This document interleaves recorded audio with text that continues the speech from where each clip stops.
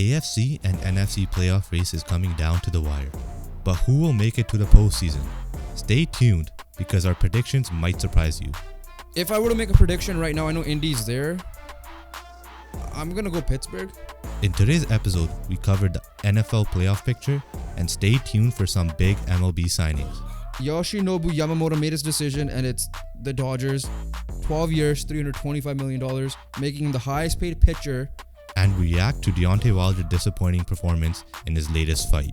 And 3, he just didn't look good. Deontay Wilder did not look good at all in that fight. What's up, everybody? Welcome back to the BTR podcast. Before we get started, please like, comment, subscribe. As always, make sure you guys follow all our socials down below. We're close to 100 followers on TikTok, 200 followers on Instagram, and just get us to 25 on Twitter in the meantime. But if you guys are listening on audio, make sure you guys rate it, review it, download the podcast.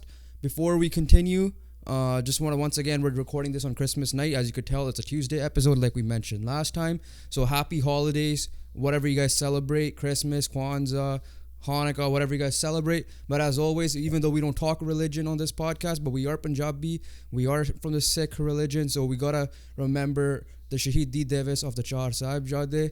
So obviously the Punjabi community knows this, so obviously we're gonna have a remembrance to that. But yeah, before we also continue on, Alex Adams podcast, that was the guest video we dropped on Saturday. Make sure you guys go check that out. He was our first ever guest analyst, first ever guest that we did not know personally on the pod as well. First ever media member, so he had a lot of firsts on our channel so far. Great guy, genuine guy. Check his work out at the Hockey News covering the Ottawa Senators. Make sure you guys, when the Olympics come back, or the Canada basketball, check that out. Canada Soccer, he does as well. So he does a lot of everything. And subscribe to Behind the Play, which Behind the Play podcast, Raptors Republic. Everything was linked on that video. Make sure you guys follow him on Twitter or X as well. And as for us, we have one more non-sports podcast coming out. Look out for that to close off the year. No guest, just us two. Back at it after 6 months of saying we'll do more of those. We're doing more. The only one we have released was how we started the podcast. So if you guys want to hear the story, because we're now at that time we were at 100, now we're at 244. Shout out to you guys for that as well. Check that video out as well, so you guys kind of know where we're going at it. But check out for an extra podcast episode this weekend. Without a further ado, let's just get right into it. Heavy loaded, talking all major sports again. NFL is the biggest story right now. The playoff picture is crazy. This playoff picture is getting me a little riled up right now, especially with the Colts being involved as well. So there's a little bit extra to it. Surprisingly, along with the Houston Texans. We'll start off with we're gonna structure it with the playoff picture. We'll start off with the 1 seeds, and there was a battle of the 1 seeds on Monday Night Football. The 1 seeds of each conference, not the division. Yes, NFC's 1 seed versus AFC's 1 seed. Ravens versus the Niners. The Niners were labeled as by us two, as you can tell by the rankings, and by many media, the best team in football. Best team in football, right? The media analysts like Nick Shook, for example, literally says like, I think it's dumb and everybody else at this moment because they had no flaws.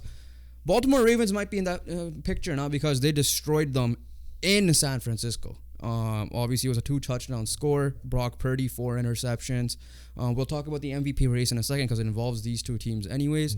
And Baltimore shows that, like, hey, maybe those 3 losses against the Colts, the Browns, and the Steelers were just like just us being lazy at the end type of losses. But all the big tests, they destroyed. Every team in the playoffs right now, I think they've beaten except Indy. Okay, I guess Indy and Cleveland. But like all the non-divisional ones. Yeah. It's like they beat some big teams, and like the bigger contending teams. Their losses are just like, you just caught us on a bad day.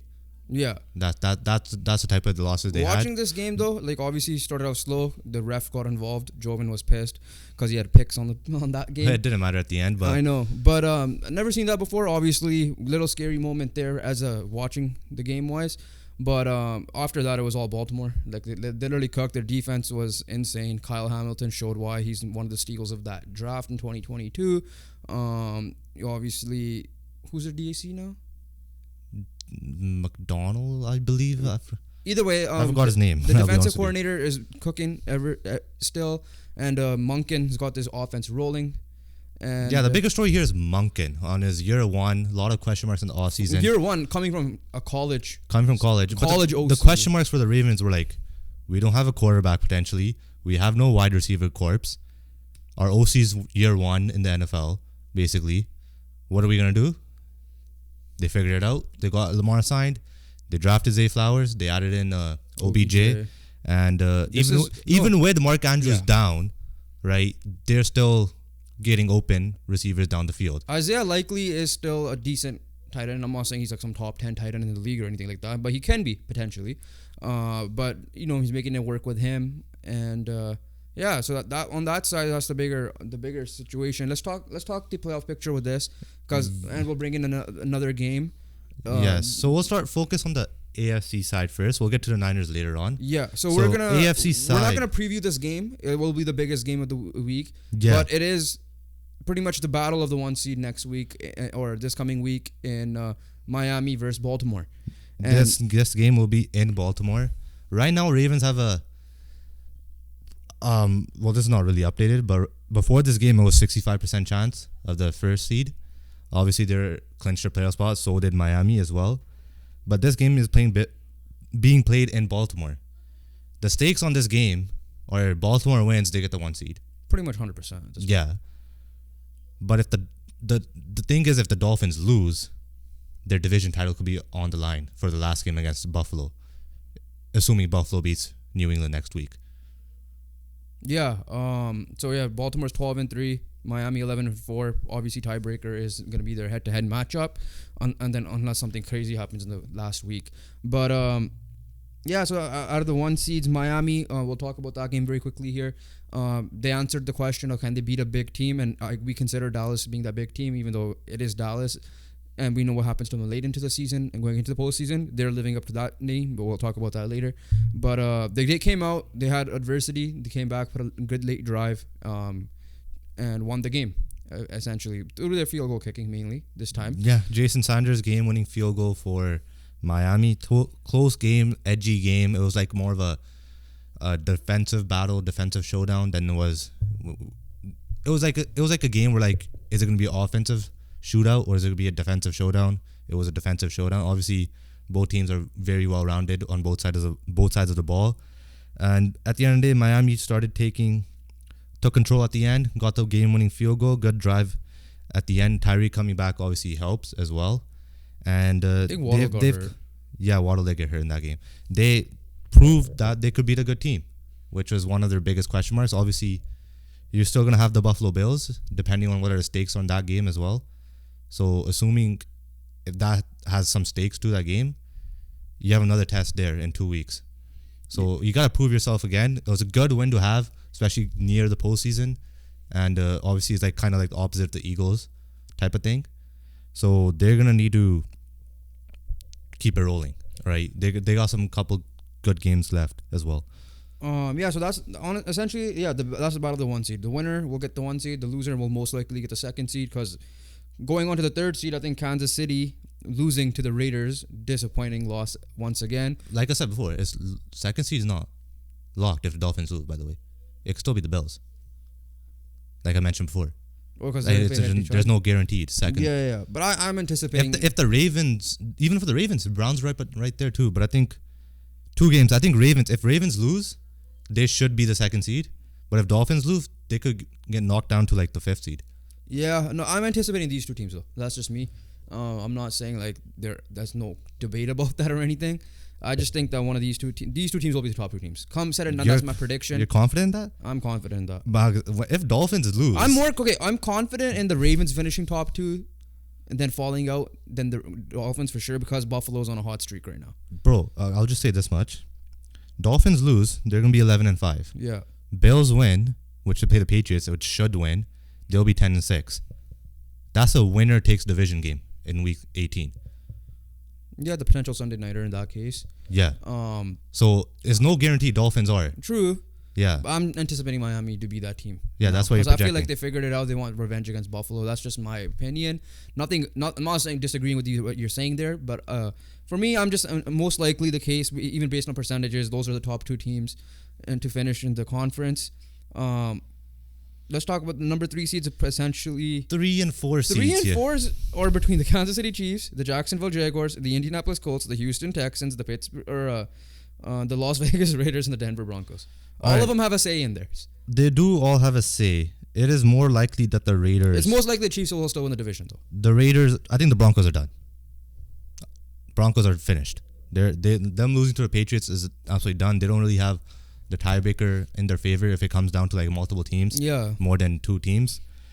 The Broncos, in my opinion, are finished. The Raiders, the only way they have a chance is the division. And reason being is because they beat the Chiefs in the biggest upset the Chiefs allowed. I think Mahomes finally lost to a rookie quarterback. And I think it's the first time that Mahomes lost to his division twice in a year. He's lost one time, the odd Chargers won, the odd Raiders won a couple years ago. But he never lost twice. Yeah, Broncos and the Raiders. Yeah.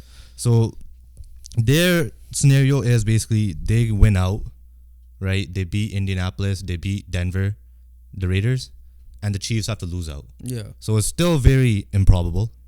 Don't get me wrong. Yeah, so I'm still saying that the Chiefs are still... But the Chiefs still should have the division on lock, especially when you're playing Burrow and Chaseless Bengals next week. You should be able to win that game, especially whatever pathetic display you put on Well, Christmas here's the Day. thing. Here's the thing with that game. The defense on this Raiders team is the reason why they won this game. The defense on the Bengals team will also be a reason why they will win that game. Because their offense is trash. To take away Kelsey, they have nothing.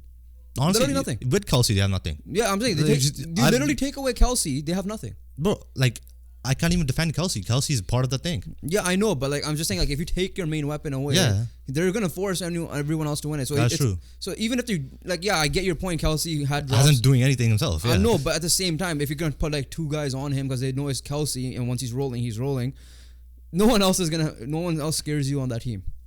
And there's a lot of miscommunication with the younger wide receivers there. It has to be more run game. Then they'll block the run game and Kelsey, then they're screwed. But there's no guarantee they could win that game either. So I hope they will. I anticipate they will because it will make it easier. The Colts, the Raiders thing will be a whole different situation as well. Yeah, but obviously with the Chiefs, there's no lock because I legit said the Raiders could upset this week, and which they did. The thing with this, I'm also using this New York Times playoff picture simulator thing.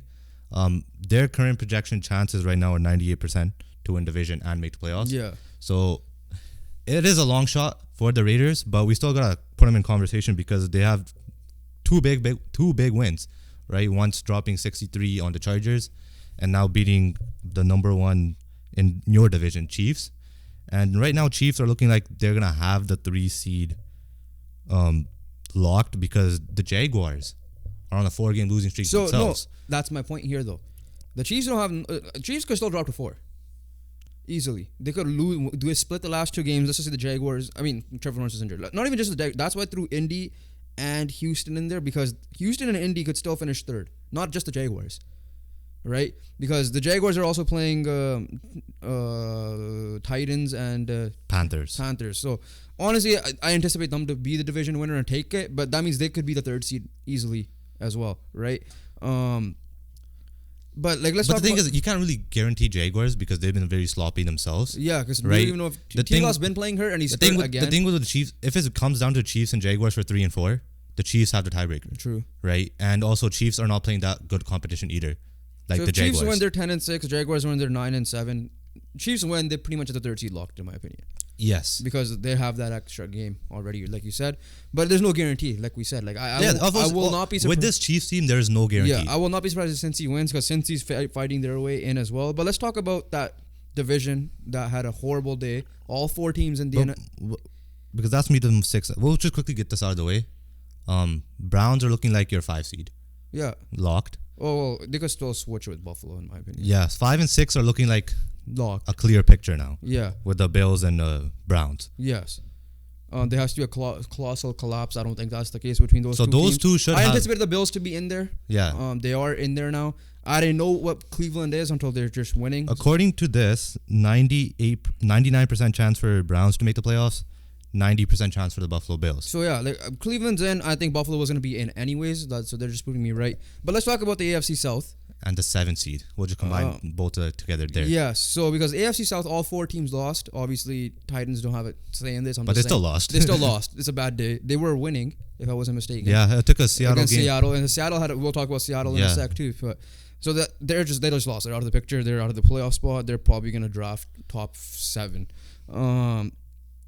As for the AFC South, all 3 teams had a chance to make some noise. Because with Jacksonville losing, Indy or Houston could have taken the division.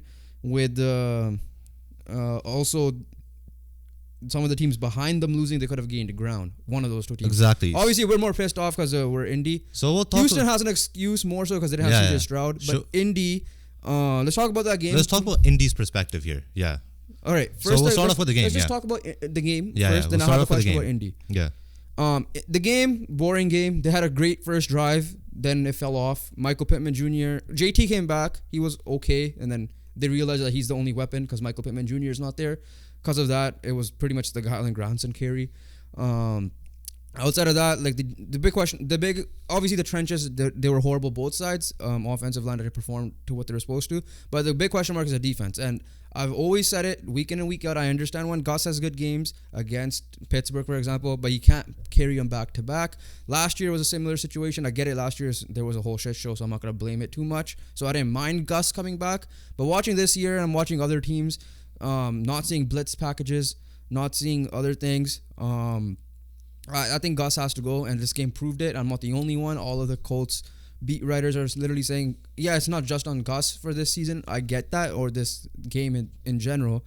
Yeah, Steichen could have called better plays for sure. 100%, yeah. In this game, but he's exceeded what he has done. Exactly. Gus, on the defensive side of things, hasn't made adjustments. That's like the classic Stan Van Gundy coming in and not making it.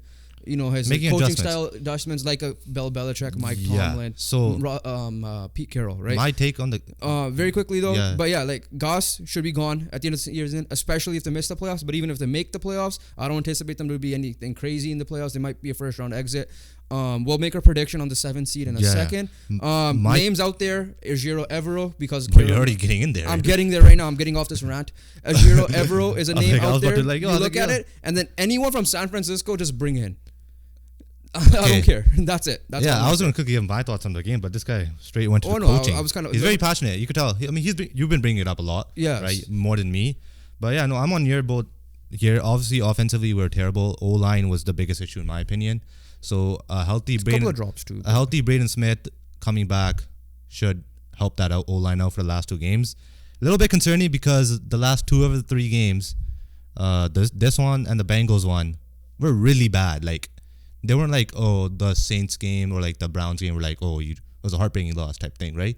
Saints, I would say, was a bad loss. Well, that was more in defense. Browns were heartbreaking, for sure. Yeah, the thing with the Saints was like, it was still close. That's what I'm trying to say. Yeah, at the end. Yeah, yes. But the thing with this one is you got outplayed, outworked, out everything, right? Outcoached.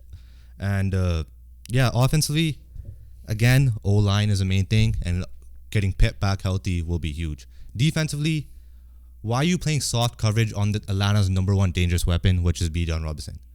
You're giving this man...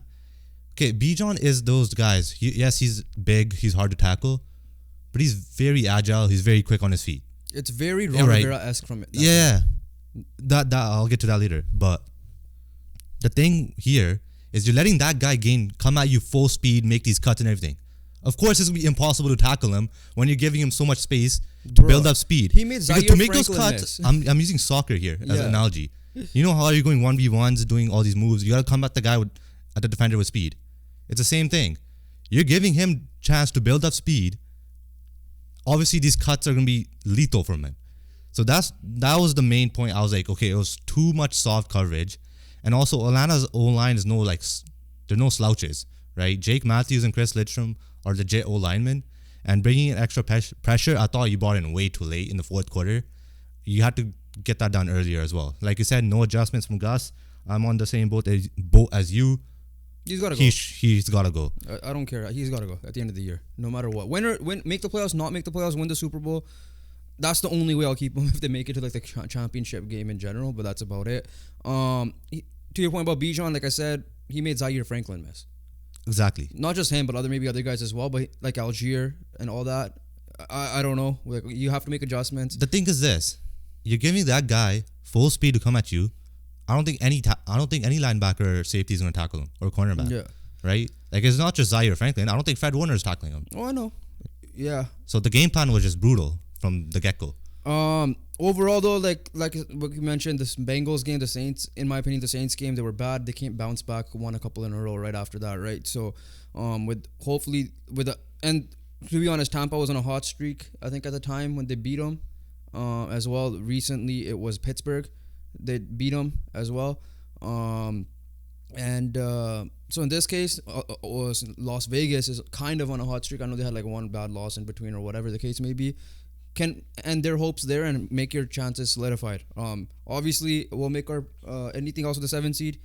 Okay, that's the Colts side of things. Yeah, the 7th seed in general, like you said, the Broncos, I think the way they played the last 2 games have officially been, I think they're not officially out. Well, in our books. I think I will agree with it now. In my books, they're officially out. I'm going to go into that. Before I would kind of argue it back, after seeing that performance again at home and Mile High against the New England Patriots, you let Bailey Zappi go off on you. Yeah, in the second half. Yeah, they're done. They collapsed in that third quarter. Watching that game in the third quarter was a collapse. Vegas, obviously, with their 2-game win streak, are back in the little mix. They overtaken the Broncos in the standings in general, I think. Or they have the same record, so I don't know if they overtaken them because of tiebreak or not. But, yeah, Vegas obviously has division or nothing, and that's very improbable because you got to have 4 things go right for you. Yeah. Win, 2 wins, and 2 losses by the Chiefs. Yeah. Well, they could still get in through wild card if everybody else loses as well. Yeah, that's their simplest path. Yeah, right. If you're looking at form simplicity, that's what Raiders are. Obviously, wild card again. There's too many teams competing. Okay, so Houston has 2 division games remaining, which are big. One against obviously Indy, which can be a potential Sunday night football game. Maybe other games are in contention on the NFC, and then like you said, the Bills and Dolphins for the division, essentially.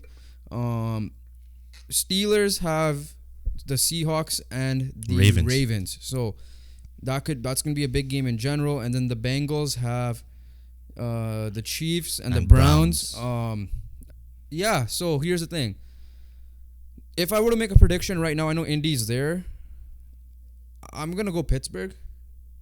I thought they were going to be the team to fall off, but I believe Pittsburgh more than the Bengals.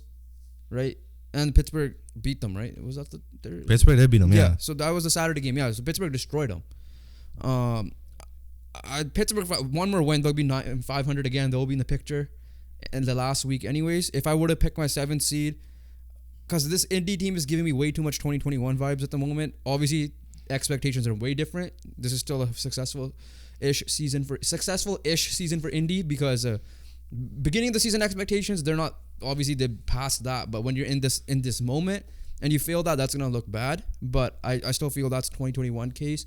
So if I'm out of all these teams, I'm the most confident with. I can't even say Pittsburgh because what do I expect from Mason Rudolph? But I have the most faith in Mike Tomlin, so I'm gonna go with that answer. Just they'll be the 7th seed in my opinion. But just low key, if you're saying who you're most confident in, it might be Houston. It's going to be Houston, especially if CJ Stroud is back healthy. Right. For me, I'm not convinced by any team. I'm not either. I think Texans are the most convincing just because they have the best quarterback. I'm right with the best at the moment. Obviously, best coach. I mean, is it working? It kind of is, kind of isn't because they're 8-7. It's working. Right. The thing with the Steelers is Seahawks and Ravens. Seahawks have everything to play for, right? So do the Steelers. I think the Steelers beat them. That's just me. I have a feeling Seahawks beat them. So that's why. It will come down to that game. But I'll just say it right now. Right? And I'm not saying this with bias. Yeah. I think the Chiefs beat the Bengals. And the Seahawks beat the Steelers. Right? Texans, Titans. You got to edge Texans there a little bit, especially if Stroud is back healthy. It just comes down. Like, Then it comes down to Houston and Indy. It just comes down to Colts, Yeah. right? And if they could play proper football again. And honestly, So are you sticking with the Colts? we've seen this team bounce back Yeah. many times. Yeah, We've seen this team play good football, right? With all the adversity they dealt with this year. I think the Colts have the easiest path. I do too, but did they not in 2021? Well, 2021, Carson Wentz, in my opinion, was worse than Gardner Minshew. Fair, but again, I get it. Different regime. Part of me is like, I just don't want to jinx Frank Reich's play calling. it. Part of me is like, I don't want to jinx it As as well. well. I want to see if Pittman's back, then I'll have more faith. If Pittman's not back, we ain't making it. And also, I feel like Pittman's making like 30. The way Pittman is valuable, he should win MVP or something. At least for this team MVP. Like he's probably like getting 20 million minimum for sure. Because like clearly his value was missed. Because they just after the first couple of plays by JT, they just what's the word? stalled out.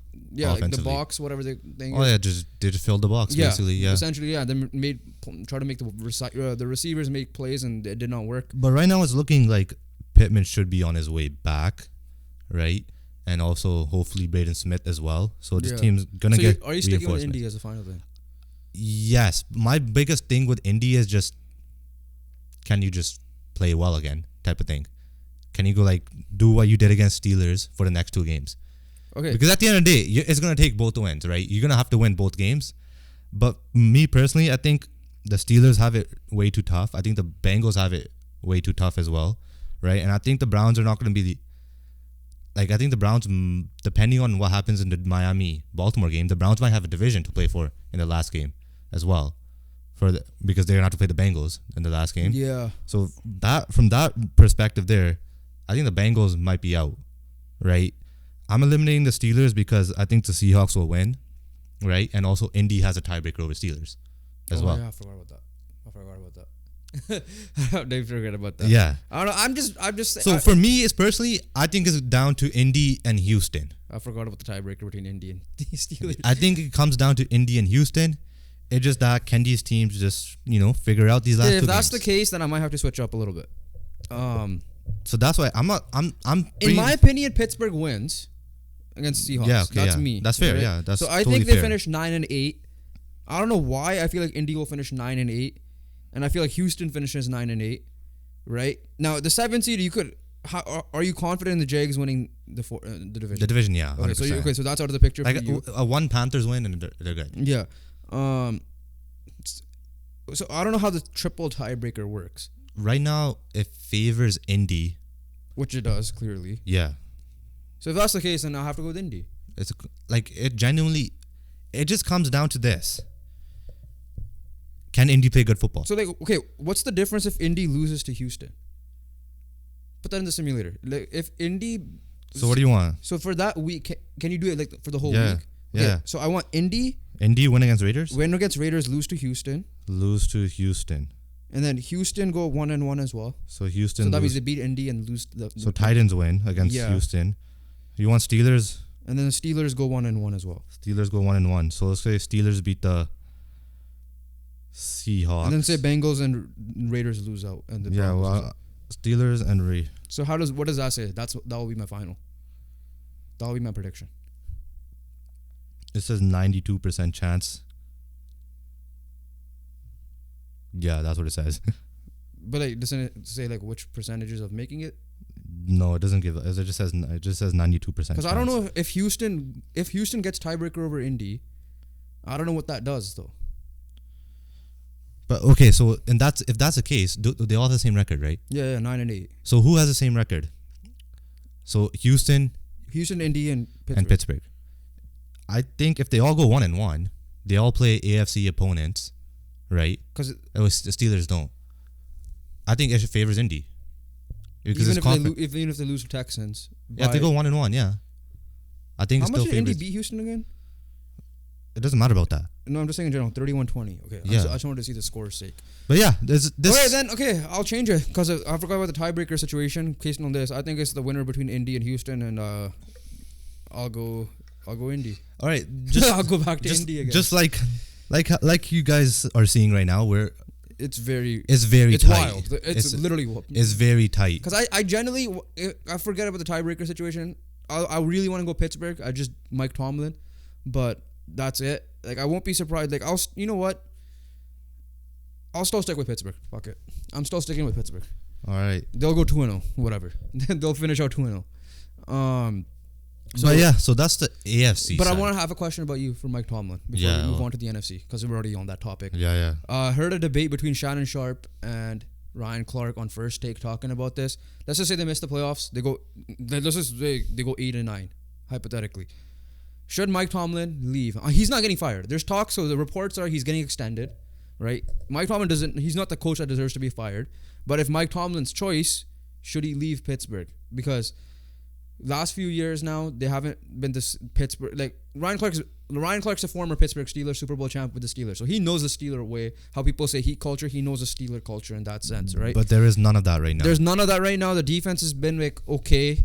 Like, from time to time, like, yeah, that's their bread and butter, but their defense, their O-line isn't there at all. Their offense isn't there in general. Their offense, yeah, I'm saying, like, what they're known for is, like, offense and then running, not there at all. Obviously, don't have the QB, don't have the player mindset. You know, George Pickens, obviously, he had a great game. But outside of that, like, the intangibles of him and Deontay Johnson want their own and not for the team. So for that reason, Ryan Clark's like, he should be leaving. He should choose to leave if he wants to. Because there's no reason why he won't get a job instantly, right? There's no question about from job. Mike Tomlin's perspective, should he leave Pittsburgh? Yes. Okay. I think he should. But I don't think he's gonna. Yeah, I know, because he's going to pay him a lot of money. No, it's not even that. Like, I just think he just born to be a Steeler for life type of thing. No, because, like, I know the whole Belichick thing comes, but that team but this is a little bit different, right? Like, the Steelers have still been competitive under him the whole time. So you agree with Ryan Clark that he should leave? But obviously, you ultimately leave. He's not going to leave. Yeah, but he's not. But, like, he's not. Okay. I'm being realistic. Realistically, I agree with you. Yeah. I'm just saying I'm just gonna be realistic. He's not gonna leave. Okay, so but should. Yeah. Okay. Yeah, I agree with that as well. Let's go to the NFC. Top seed can be up for grabs now. It's still the Lions are in contention for that now. Yeah, they are. They are. But all three teams are 11-4, and then Dallas Cowboys are 10-5. But it's still the Niners to lose because Niners just have overall tiebreakers and everything, I believe. Still, so they are right now listed as 11-4, but 79% chance for the round 1 bye. Lions Cowboys big game. Yeah, that'll be a big game as well. Eagles are listed at 15% chance. The Cowboys have 0% chance of getting the round 1 bye. That's cap. There's no way, right? Okay. No, they don't. There's 2 games left. How is this 0% chance? They can't overtake the Niners. Let's say the Niners lose out some reason. They lose out. They're 11-6. Cowboys win out. They're 12-5. Yeah, but so it's not a 0% chance. Then what about the Eagles? But still, and the Lions. They have tiebreaker over the Lions, Eagles, and they beat the Lions. So it's not a 0% chance. You could say 5%. 0% chance means like they're absolutely no way possible. But okay, yeah. So they have it wrong. That's why I said it in confused ways. Yeah. But in our books, they're done. Yeah. Right for the 1 seed. AFC East, NFC East title still completely on the line. It's completely up for grabs. But yeah, Niners win one more game. I think they should have the division on lock. And when you have the Commanders next, it should be an easy win as well. Speaking of Commanders and how Ron Rivera should be fired. Yeah, we'll talk about the coach firing in a second. But yeah, so 1 seed again. They did lose to Ravens, right? Like we said many times. We're not really too concerned if Niners lose, right? Just because they are so talented and like they bounce back from a worse stretch than this, and obviously it helps when you're playing someone as easy as the Commanders next. Yeah. So 1 seed should be the San Francisco 49ers still, after the Christmas Day loss to the Ravens.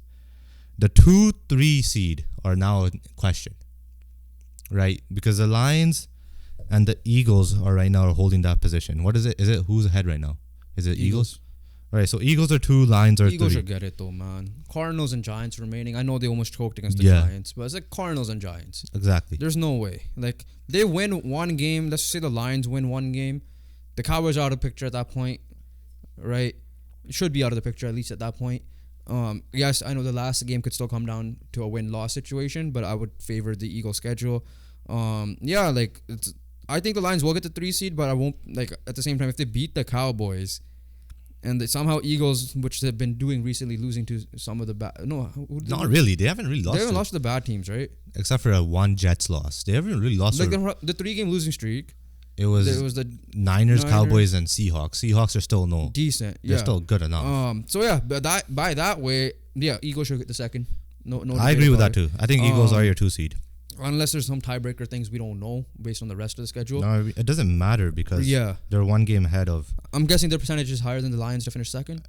I don't know about that. It doesn't show that. Okay. But either way, I think the Eagles. But if they have the tiebreaker right now, they should control their destiny. Yeah. 2 more wins. Unless somehow like the Eagles, Cowboys, and because if it's Eagles, Cowboys are tied, their tiebreakers is division tiebreaker first. I know that much, and then they will go into the Lions, Cowboys tiebreaker. Hypothetically, if the Lions beat the Cowboys, then the Lions will finish second, and the Cowboys will go to third.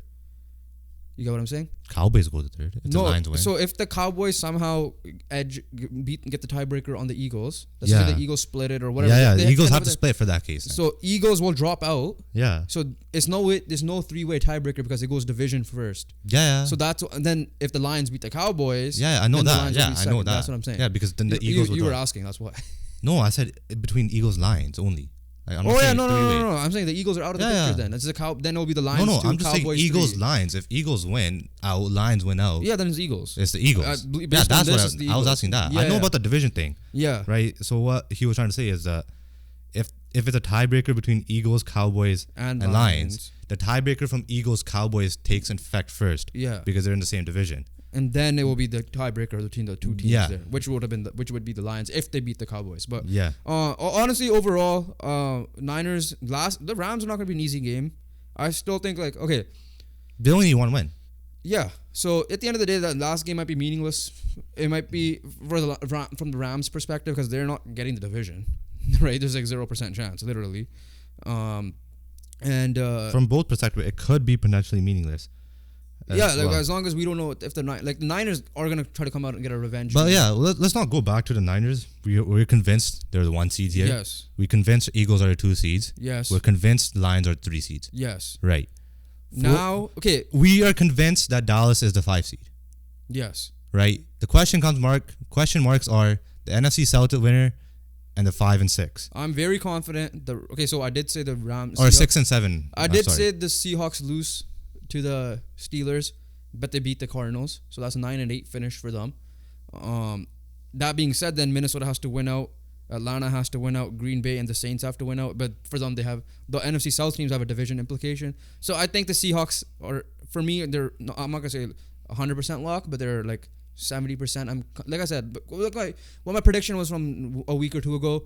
I think the Rams will clinch the second, and I think the Seahawks will ultimately clinch the third. Let me look at the schedule with the Vikings. It's Packers, Lions, right? Lions could still be fighting for seeding as well in general. Who knows? They Packers, could be. yeah. And the Packers and one of them is going to bounce each other out. Who? Between the Packers and Vikings. So So one of them is going to bounce each other out right there, right? So take out one team. Atlanta, Bucks, and Saints are also playing for the division. I think the Bucks will lock up the division the way they've been rolling. They got the Saints. That game will essentially determine who will get the division. Who wins the division, yeah. And then they have the Panthers, right? Like, what are you gonna say about the Panthers? They're probably at this point. Tepper's probably like, but Tepper doesn't even care because they don't even have the pick actually. So, they don't. And then if you're looking at the Falcons, who actually obviously got the big win against Indy, they got the Bears and the Saints. And again, that last game will come out of the division. I still think the Rams Seahawks will be 2 and 3 at the end of the day, and the NFC South winner. I'm sticking with how it is exactly right now. Yeah, I don't really. I'm not convinced. Here's my perspective. I'm not convinced by Atlanta. Here's my perspective of this. Mine is Indy because they always do it against Indy. Tampa Bay, give them their flowers. Give Baker his flowers as well. Baker's getting an extension, right? He is balling out these last couple games. I agree with you. Tampa Bay. Mike Evans, most underrated player in the league. Tampa Bay takes the division. Yeah. I think Rams are a lock, guaranteed, in my opinion. The way that they're rolling right now, who are they playing? Stafford is healthy. They play the Giants next. Yeah, so that's all right. So, DeVito got benched. That doesn't matter. Giants don't even talk about Giants, but and then the Seahawks, they've been good this last couple of weeks, right? Beating the Eagles, and obviously Titans. At the end of the day, yes, their record doesn't show it, but they're still a tough team to beat. Minnesota quarterback question mark. again. Joshua Dobbs can't get the job done. Nick Mullins, yes, you look more electric with Nick Mullins. You choked. But no, this week. Sorry. What are you talking about? They choked the week before. Yeah, okay. The Minnesota Vikings, the thing with them, Nick Mullins does give you better offense, but he also gives you more turnovers. Yeah. Atlanta Falcons, they are a mystery. They pop off one week, they suck the other week, right? Green Bay Packers is looking tough for you as well. Yeah, it's not looking good. Right, and then the Saints, we already know the Saints. In my opinion, Falcons and Saints are only division. I don't think they're wild card, right? The only way they get in is if they win the NFC South. The Vikings, I think they're done. The Packers still have a chance. So for me, it comes. So you're saying Packers beat the Vikings? Yes. Okay. For me, it just comes down to Seahawks and Packers. I'm gonna edge it out to the Seahawks as well. So I'm gonna keep everything as is, because at the end of the day, none of these teams outside looking in are very convincing, right? Whereas these Rams, the Seahawks, the Buccaneers been playing good football of late. Good time to play good football as well. Closer to postseason, and they're the most convincing teams in the NFC for these last playoff spots. That being said, the next week we might come here and be like, everything's flipped again. It changes every week. It does change every week. Yeah, no, I'm convinced that this will be the NFC playoffs. So at this point, after watching what the Bucs have done, I really wanted to put Atlanta as division winner, but they're 7-8. I don't know who holds tiebreakers at the moment. We'll do our research more for it next week. But yeah, there's nothing. I mean, tiebreakers are kind of showing, like Vikings hold it over between the teams divisions right now. Between the division. In division. I'm talking about like the NFC South. Well, right now it's Falcons over Saints. And is it Bucs over Falcons? 1 sec. They beat the Falcons once. So Falcons over Saints, yeah. It's Falcons over Saints right now at the moment. Yeah, so it is Bucs over Falcons. It's Bucs over Falcons. But the Bucs play them twice? Yeah. Yeah, so then it should be Bucs over Falcons too. I believe that's it's Bucs. But yeah, let's put this playoff picture to the rest. Okay, let's talk about one thing very quickly. And let's talk about the bottom of the barrel very quickly. Yeah, playoff picture rest, bottom of the barrel. So right now at this moment, it's Chicago's first pick via Carolina. Arizona is second pick. New England, who've been winning ways, are now third pick. Washington, fourth pick. Chargers, fifth pick. And Titans, fifth. Just list the top 5. Don't list the whole thing. No, I'm just saying. I'm looking at my record. Okay, I'm there. So the Giants, Titans, and Chargers are all 5 and 10. It goes Chargers, Titans, then Giants. Yeah. The Commanders and the Patriots, they have the same record, but it goes Patriots, Commanders, and then obviously I said Carolina, and then Arizona. How confident are you is that Chicago will get the first overall pick, or do you think Carolina will somehow edge a win like Houston did last year and give Arizona the first overall pick, making a major Chicago decision? has the first overall pick. So you're giving it to Chicago? Chicago has the first overall and then pick. are you convinced with the Patriots on a roll that they will finish outside of the top 2? Or are you going to top give Arizona... So, Arizona's 2. Yeah, that's something outside. Yeah. You give Arizona 2? Yeah. Yeah, that's something outside of the top 2. They're already outside the top 2. That's what I'm saying. Are you convinced that they're going to stay out of the top 2? Okay, you phrase it the other way. But I thought I phrased it. Yeah, I'm convinced they're top 5 pick. I don't think they're top 2. I think the top 2 as is as well, like how it is. So my question to you is, like, just let's before we talk about the MVP very quickly. If you're Chicago and if you're Arizona, you're the top 2 picks, right? How convinced are you they're going to be traded down? I don't think they are. I think Chicago takes Caleb Williams or a quarterback, whoever they take, whoever they like. Let's assume it's Caleb Williams. Caleb Williams like to post that Chicago should take Marvin Harrison Jr., not him. And I think Arizona should take Marvin Harrison Jr. at all costs. Okay, so now let's just say... And I think it could be flipped. Hypothetically flipped. Arizona gets the first overall pick some way, somehow. Chicago goes second. So it's Drake May most likely. And Arizona is up for Caleb Williams. Do you trade that pick down because you still believe in Kyler and you get Marvin Harrison Jr. some way, somehow? Or you trade away Kyler to a team like Atlanta or whoever looks ready enough that needs a quarterback like that, and you draft Caleb Williams first? I would just draft Marvin Harrison first. Yeah, but like they're gonna look at the trade value. So like let's that aside, put that to the side. Trade down. Let's just go QB because that's the position everybody's gonna look at, right? All right. So my take is this. if Arizona ends up with the first place, a lot of teams that would be calling, right? Yeah. If I'm especially the Falcons, I'm calling because the team around the Falcons is already pretty decent. I don't think the Saints could afford The them. problem with the Falcons is, do the Arizona Cardinals want to drop that much? Because it would be double digits. Yeah, that's true. I don't know. I feel like we could just hold off this one for a week. So okay, yeah, we'll hold off on it. Let's But your hold opinion off on is, if this. they have the first overall pick, it should be Marvin Harrison Jr. I think they just find a way to get Marvin Harrison Jr. Okay. for them. Sounds good. Okay, But yeah, we'll hold off the this in draft week. talk. Like, okay, we Even closer to that. I just wanted to get let's just focus on the quick playoffs, opinion. right? The Yeah. playoffs right now. Okay, let's go MVP talk though. That's important. We haven't talked about That is related to the playoffs. Okay. That is related to playoffs. Yeah, That is I'm related just to saying good in general. football. So keep the vibes high. Don't worry about these bad teams right now. They'll get all the draft talk, right? True. There'll be all the off-season talk. All right, so MVP before this week, people had Brock Purdy, people had Christian McCaffrey. That's it, right?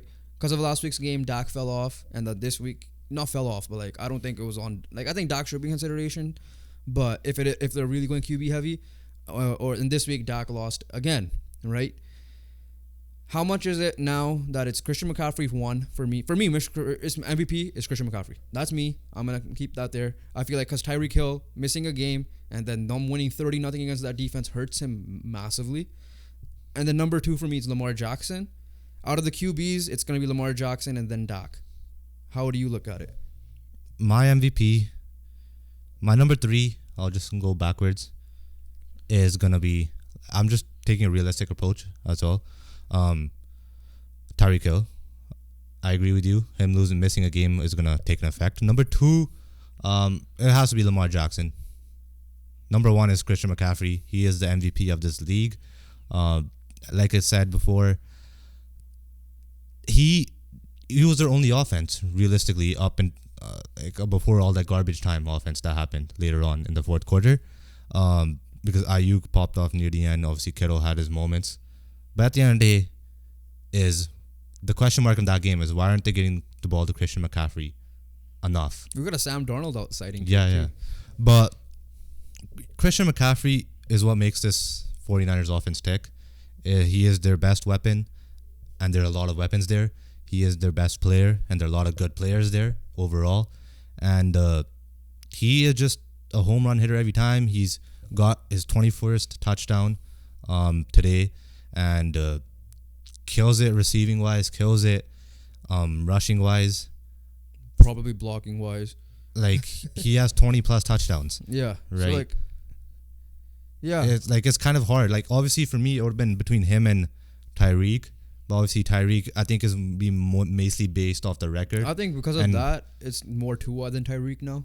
Personally, No, I it's still think that it's Tyreek. people are gonna look at it like that because of the 30-0 win without him, and then they're gonna be like, "Well, Tua is the one throwing him the ball."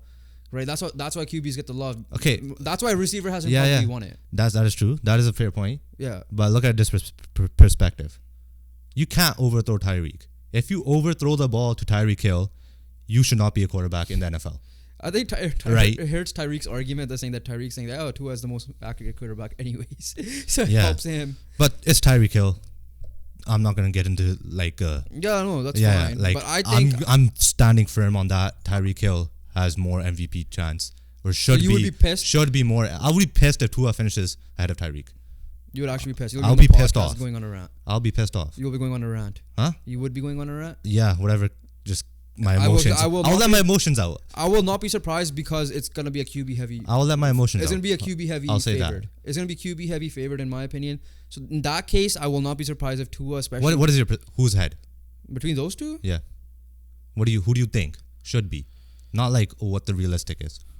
I'm leaning Tua now, You leaning Tua? slightly. Oh wow, we're gonna have some problems. I'll look into it more. We're gonna have some I have problems. to look into it more. I do want to say Tyreek. It's like 51-49. That's the best way I could put it. Because I'm like, at the end of the day, I get the argument because he's throwing the ball at the end of the day, right? So that's why I see why a receiver hasn't won an award. I know your receiver bias is heavily right now. you're like cringing me saying this. I have. But I like, really am. at the end of the day, who's throwing the ball, right? Christian McCaffrey is getting the route options, but he's also getting screen passes and the rushing So yards you to think- help him. you think- I think it's Christian McCaffrey heavy MVP. Okay, I agree with that. Yeah, but between We're Tua, talking about Tua and Tyreek. That's what we're talking about. We're not talking about McCaffrey or Lamar. We're talking about Tua and Tyreek. I've heard Tyreek say like he's run the wrong route, and Tua still managed to put on the right spot for him. I'm going on his own words. Okay. I'm using a little bit of I'm using his own words. I'm also going on the fact that nobody can guard Tyreek Hill, and he is wide butt open naked, right? Okay. Like that's how open naked, wide open he is. Let me just see right? Tua's stats quickly. That if he misses Tyreek Hill, there is something wrong with your quarterback. I'm not taking anything away from Tua. Yeah. Right? He's a good quarterback. He's proven that he can lead the Miami Dolphins to a title, a Super Bowl. But when your wide receiver is that open every single time, that fast, right? Every single time taking a house call, how many touchdowns were like Tyreek running himself to the end zone? There are a bunch. Like he runs the route. He puts He, at the end of the day, he becomes a running back at the same time. For sure. Right? Like, but the problem is, let's just say if it wasn't Tua Tagovailoa, let's just say it was, I don't know, Zach Wilson throwing him the ball. Let's just say he got traded to the Jets instead of the Dolphins, and it was Zach Wilson throwing him the ball. He wasn't gonna get the ball. Well, also, which hurts both of their cases. Well, also when you look at it, it's like you gotta look at the offensive scheme, right? True. I know. I'm just saying, like hypothetically, okay, fine. Let's just flip the quarterback. We're still in Miami scheme with Zach Wilson. He ain't getting MVP because he ain't getting the ball. It's not gonna be record breaking year, but he still be the number. Like, I won't be like his numbers would like I lower. get what you're saying because Tua's leading in passing yards obviously because of Tyreek Hill. But Tyreek's also getting the passing because he has an accurate quarterback. You see what I'm saying? Like I can't be. I'm not gonna be mad if someone says Tyreek should be third ahead of Tua, but I'm not gonna be mad if someone says Tua ahead of Tyreek. Either. I just feel like this is the chance, right? Like this is here because receiver's your favorite position. You're a big no, but this is a year. Nobody has taken the edge. No quarterback has really how much of the year run away with it. Last thing before we move on, how much did you watch that Matt Ryan Julio year when Matt Ryan won MVP? Do you kind of remember it or no? No. Okay, then we won't go back because I'm gonna be like, who was your MVP? I would not be surprised if you said Julio Jones, but I didn't really because Matt Ryan got Opoy that year too. I think. I don't know how See, that like, works. I don't know. Like again, like real, but okay. Put a pin on this topic before we move on to whatever we decide to move on to. We gotta put a pin on the NFL here. Yeah, because like we have a lot more things. Yeah, I know. Last thing, if you see the voting, would you be surprised if it was Tua, because of the whole QB side of things? Well, if I'm being realistic, I won't be surprised. But what I believe, like you could be from what I believe, they're wrong. They're wrong. Okay, sounds good. Yeah. We'll keep it there. You guys could argue it down below. We'll put a poll or community poll or something to decide about this. Was it more Tyreek or more Tua? Our pinned comments won't be anything but probably NFL related. Yeah. So whether it be who's your 7th seed in the AFC or this debate. But yeah, please answer that down below. Okay. But let's move on. Okay, we have a big thing to talk about in the MLB, and we got some Just big pick news to talk about soccer. Just pick. Which one does your heart desire? Just go MLB. Okay, hold it out then. All right. I'll go with I have the other one pulled out already, so I'll bring that up. Just bring it up right now. Massive signing once again made. I think it was like I don't even know when this was. It was Thursday. 4 days ago. Whatever. Yeah. According to at this moment, 4 days ago, Dodgers. Again, I'm not surprised. This was my prediction. Anyways, any team linked to the Dodgers, I think the Dodgers will just get them. The Yoshinobu Yamamoto made his decision, and it's the Dodgers. 12 years, $325 million, making him the highest paid pitcher, highest paid pitcher in general, to a pitcher who hasn't pitched in the MLB once yet. Contract-wise, people are saying they were a little surprised because of not even that factor. They didn't really hear 300s much till later. Same thing with Shohei. I know you're not surprised that he got $700 million, but because of the reports were saying he won't get $700 million, that this guy Yamamoto was going to get 300 or 200 at the minimum, and then obviously Shohei at the 500, 600 range. So the fact that they spent $1 billion and sold over $1 billion on 2 Japanese men is something. I wonder if this is deferred. That WBC roster is legit, I guess, right? Like, he has player options, by the way. Yeah, that WBC roster is what they won. They won it all. They beat the Americans. So Dodgers like, screw it, we'll just sign all the Japanese players now. Reportedly, though, the Mets gave the same contract, and then the Yankees were $25 million short of Yeah, I'm on the same boat as you. Like, I'm surprised by the $300 million, especially for a guy who's gonna be a rookie and who hasn't pitched once. Who hasn't pitched in the MLB yet. Obviously, I'm not discrediting why we've seen Godoy saying I have a great year, transition over. Obviously, we've seen Otani. Like outside of transition Otani, over. this is the next biggest guy that coming out. Yeah. Like I don't even know. Especially, Otani's contract wasn't even this big. No, it wasn't. Like it was nowhere near this. Yeah. So But they believe this guy's literally the next. this guy is genuinely like the next Strasburg. He had the buzz, right? Yeah. Like he had the buzz to the point that like we knew who he was before he signed his contract. Yeah. Right. That's how much buzz he had because we knew about him. So they will also have to pay an additional $50 million on top of this to his Japanese team for the posting fee. Wow. So essentially, this contract is $375 million. It's just the player gets 325 of it. Yeah. So Dodgers have pressure. Obviously, I believe this team more could get it done than how the Mets were spending money last year because these guys got the two legit guys. We'll see though. This I don't think Kershaw comes back unless he comes on a 1 year cheap deal. It has to be cheap. It's like what Buehler, Yamamoto. Eventually it'll be Otani, but next year it's Yamamoto. So you got Buehler, Yamamoto, you got Glass now, and you got Dustin May. I have it here. Off the top of my head. I have it here. The all pitchers are throwing right, by the way. Yeah. Yamamoto, Glasnow, Buehler, Bobby Miller, Emmett Sheehan. Oh, so Dustin May is probably still hurt, I guess. Yeah. So based on this is the case. Who's your ace? Is it Buehler? My ace? Or are you gonna give it a Glasnow? It might just be Yamamoto. I'm not giving it to Yamamoto. I'll give it to Yamamoto. If I'm going for like based on MLB, I'll give it Glass now. Just because he actually pitched last year. Yeah, Buehler's coming off injury. Yeah. And Yamamoto's obviously a rookie, right? So even though he's played 7 years pro, so for that reasoning, I'll give it to Glass now as the ace or opening day starter. Other news in MLB. Mitch Garver is a Mariner. Because I thought no one was going to sign until this week, like literally starting today just because of the holidays. But someone decided to sign on Christmas Eve. Yeah, Mitch Garver, World Series champion with the Texas Rangers. 2-year, $24 million contract. Division rival team. Good middle of the bat line. Good middle lineup guy. You know, the 5, 6, 7 range. Be a good plug-in for the Mariners as well. Especially them making all these moves, getting rid of players. They finally add one, and Garver is a decent little bat to add. That being said, Blue Jays make a move because I still think the Mariners. The Blue Jays made a move. It was a Paul Espino minor league contract. Don't care because I saw this thing where like I didn't even get that. Yeah, it was on a thing. You don't get it. I didn't get it either. Okay. The thing is this. Right, I saw this post saying that out comes Paul Espino in the bottom of the ninth in the World Series Game 7 up against Shohei Ohtani. Okay, strikes him out. No.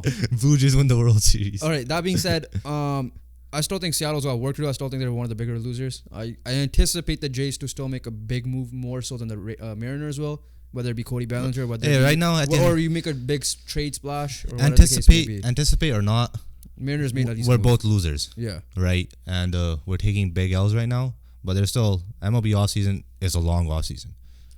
Yeah. Okay.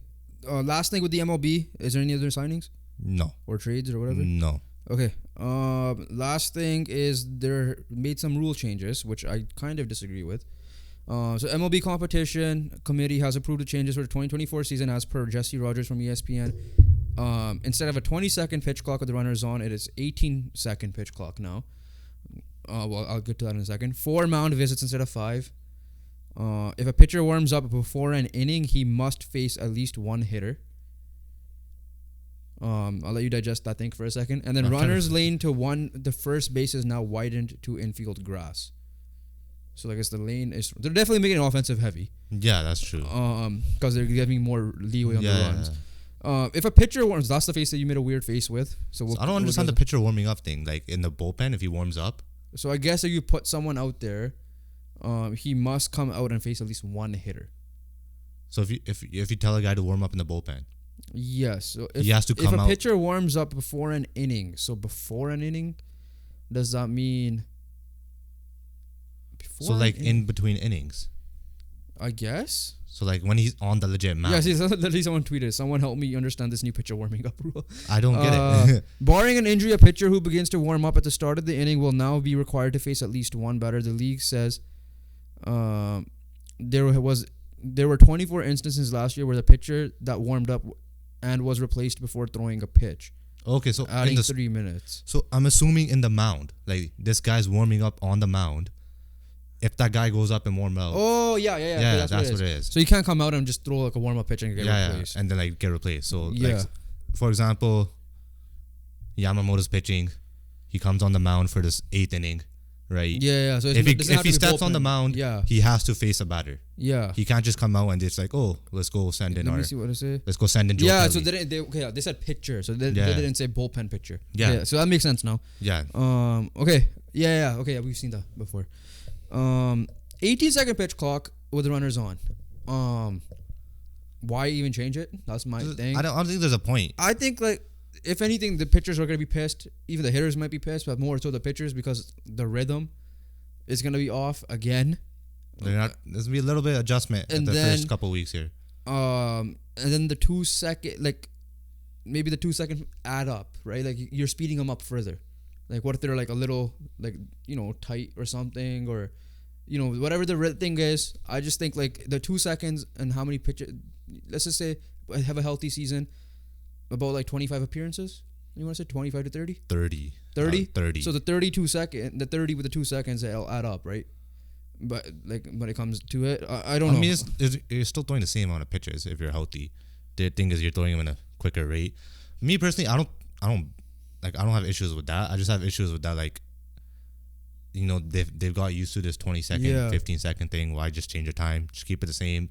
Games were already sped up, right? Like, it's not like the games. Yeah, there's nothing crazy happened last year. A 2-second change is not gonna. So what? I think because what they did was they took the, and how kind of like when Greg Wyshynski came on and said they're gonna analyze what players do when the whole pride tape rule and all that stuff. They're gonna actually like analyze. So they did the same thing. They analyzed. And they were probably like, oh, the pitchers usually pitch with like 5 seconds remaining instead of the 2 second remaining.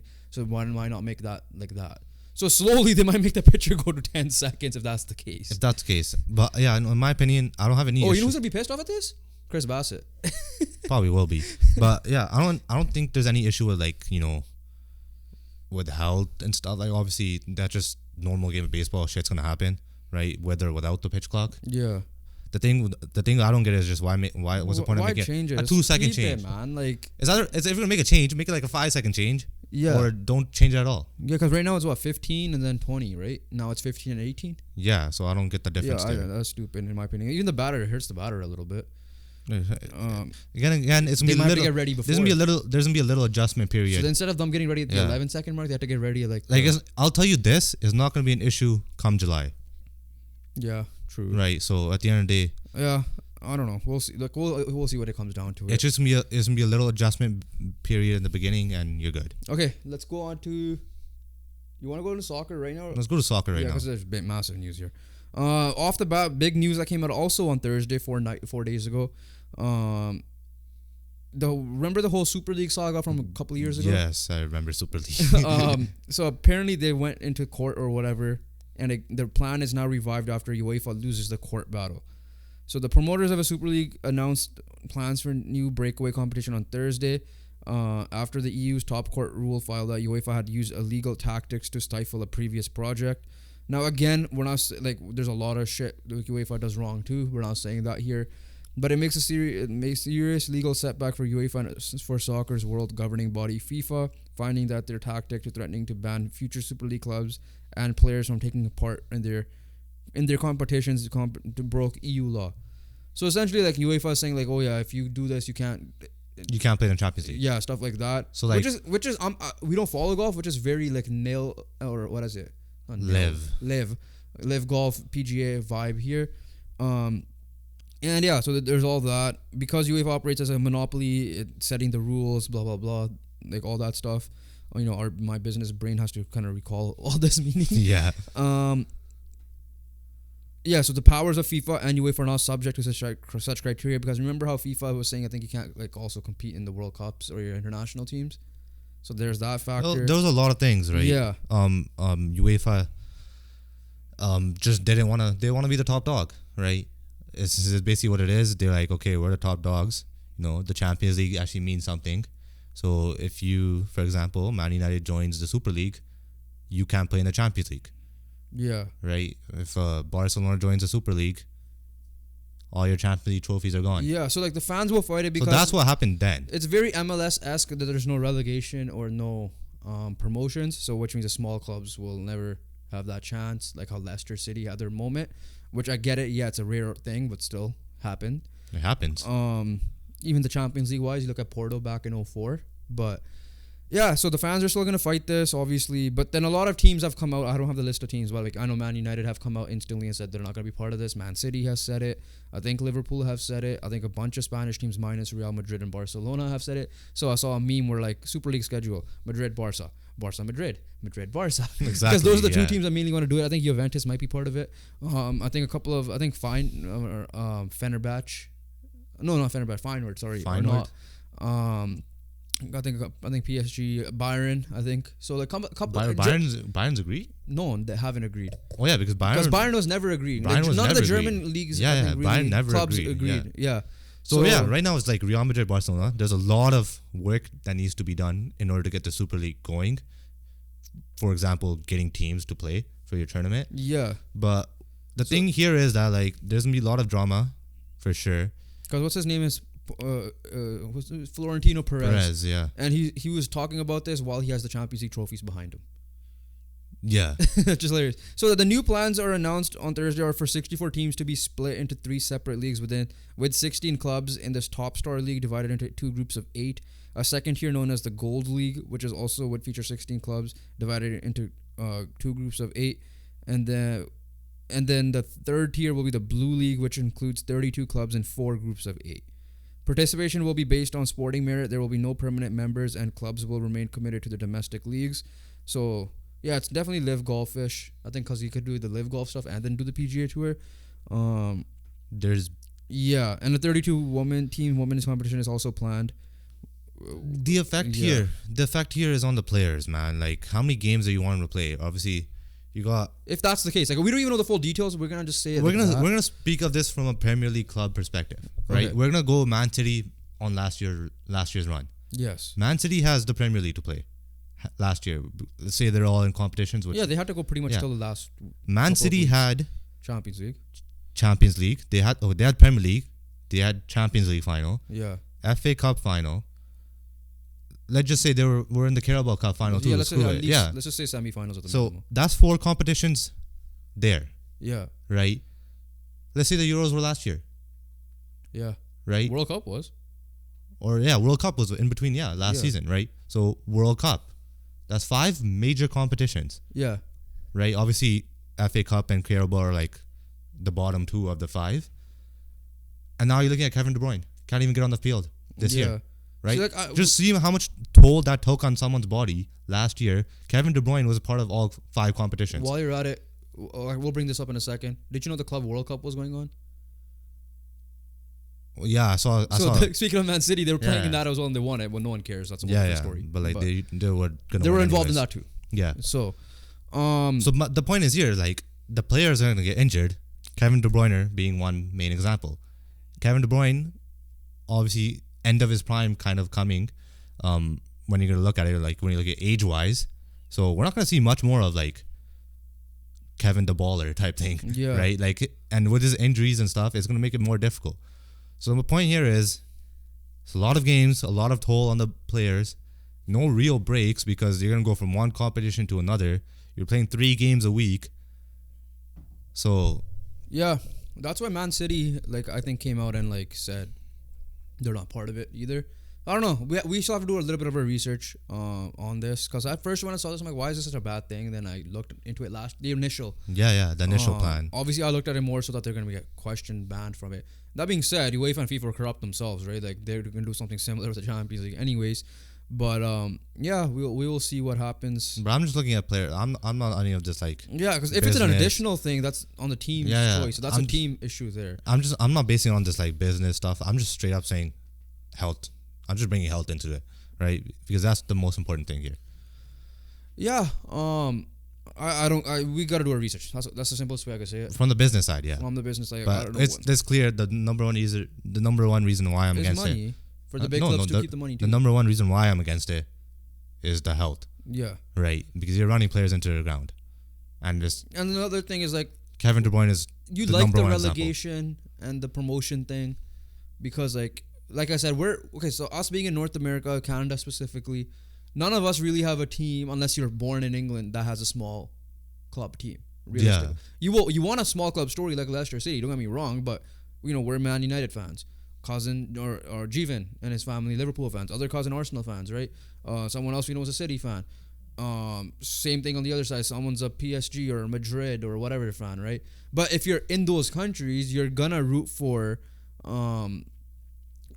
like the Stokes of the world, like the Swanseas of the world, right? Like Leicester City in this case. You want to see even the smaller clubs like West Ham, like Aston Villa has a chance to win the league this year. Anything can happen, right? So anything in can that happen. sense, like I get the fans perspective, like from you got to look at it from the British fan standpoint as well, like if you're or the Spanish or the whatever. Yeah, obviously you gotta look at there as well, but it comes down to health. Yeah, that's all. We'll keep it there just because we don't want to spread any misinformation. We know on this. We're just reporting that Super League could potentially be back, but a lot of teams have declined that were initially involved in it. So with that being said, it might be weekly Barcelona, Madrid, and then I know Atletico said no, and like Juventus. Probably occasional Juventus. The three big ones were Barcelona, Juventus, and Real Madrid. Barcelona probably just needs money; they're just broke. That's why, and that's all. Okay, let's move on. Like I said, Club World Cup went on. No one gave a shit because it was Man City. Man City won. As simple as that. Big news in Man United side of things, and no, it's not the loss, because I think this news that came out finally official. Over a year in the making. Think about it. Last year at Christmas, we were top 4 or fighting for the top 4 at the very minimum in all competitions we were in, for deep runs essentially, minimum semis, and we had news that ownership could be coming by April. Exactly. Now, fast forward a year, we're not in the top 4 race, right? Or I guess we're not really in the top 4 race. We're already out of the Champions League and out of another competition. And the ownership just got finished. And it's not even a full ownership. But Jim Ratcliffe, as we mentioned before, finalized his deal to acquire the 25% stake in Man United, which is worth 1.6 billion or 1.25 billion pounds. British billionaire who's 71 will also provide $300 million for future investment, which I guess that's a good news because we get some investment. Club statement, I don't need to go to the club statement. You guys could check that out. I'm trying to find who the people involved are in it. Where is it? Okay, so obviously number one question is what's Ten Hag's position? We'll find out by the season end. It could be because Ratcliffe will be looking at the footballing side of things, which thankfully it's no longer the Glazers, but he still needs to get final approval, I guess, for the budget, which still sucks. I think the guy's name is Jean-Claude Blanc, who will be one of the CEOs with a group of others. I heard he's good. He has a good resume of stuff. Yeah. Rumored guy is Paul Mitchell to be the sporting director to replace John Murtaugh. The only good thing really he did was get us Lisandro Martinez and a couple of other, I guess, okay pieces there. But for the most part, it's they will be running the footballing side of things. They have the Glazers will still be in charge probably for a long time. If they do decide to sell, Ratcliffe has the ability to reject if he wants the full stake. If not, Qatari could come back in again. Who knows? So finally it happened. Question mark is what's gonna happen for the rest of the year. I think it's good news in terms of the January signings. Yeah. In that sense. But question mark is this: is anything gonna change this year? No. Is it still gonna be the same? Old Glazers are in control. Well, no, we'll find out the details. Based on this reporting, we have to go based on what the reporting says. It is Ratcliffe. It is the guys he's bringing in. So in that case, good. The Glazers do not have control. That we have to go based on reporting. Yeah. We'll see what the Glazers' control is later on. But again, they're still majority owners, but they don't have 100% stake. I think it's gonna be like a see it to believe it thing. Yeah. Is this really gonna change anything? Because the main guys are the Glazer guys, and but the guys he's brought in, I haven't seen negative. Yeah, or good resume, good experience, people. If it is Paul Mitchell, like I said before, it is those guys from Tottenham teams with like Vertonghen and Alderweireld. Yeah, those were good teams. So if you're like looking at it, if you're a newer Man United fan, say you're like a basketball fan, it's like Mark Cuban taking over basketball side. Right. The difference is Mark Cuban stepped down. This guy took it. So like it's kind of like that. He's just taking over the basketball side where they have the other majority owners in Dallas. So it's the same thing here. Majority owners are the Glazers who are been in control. Yeah. Ratcliffe comes in. Stop paying attention to TV. No, just look at that reaction. I just need to see. Bike soccer. Bike soccer, yeah. That's crazy. Honestly, a TV here is a bad idea. No, it's a good idea because we could just bring something like this, like we haven't seen. Okay, anyways, continue.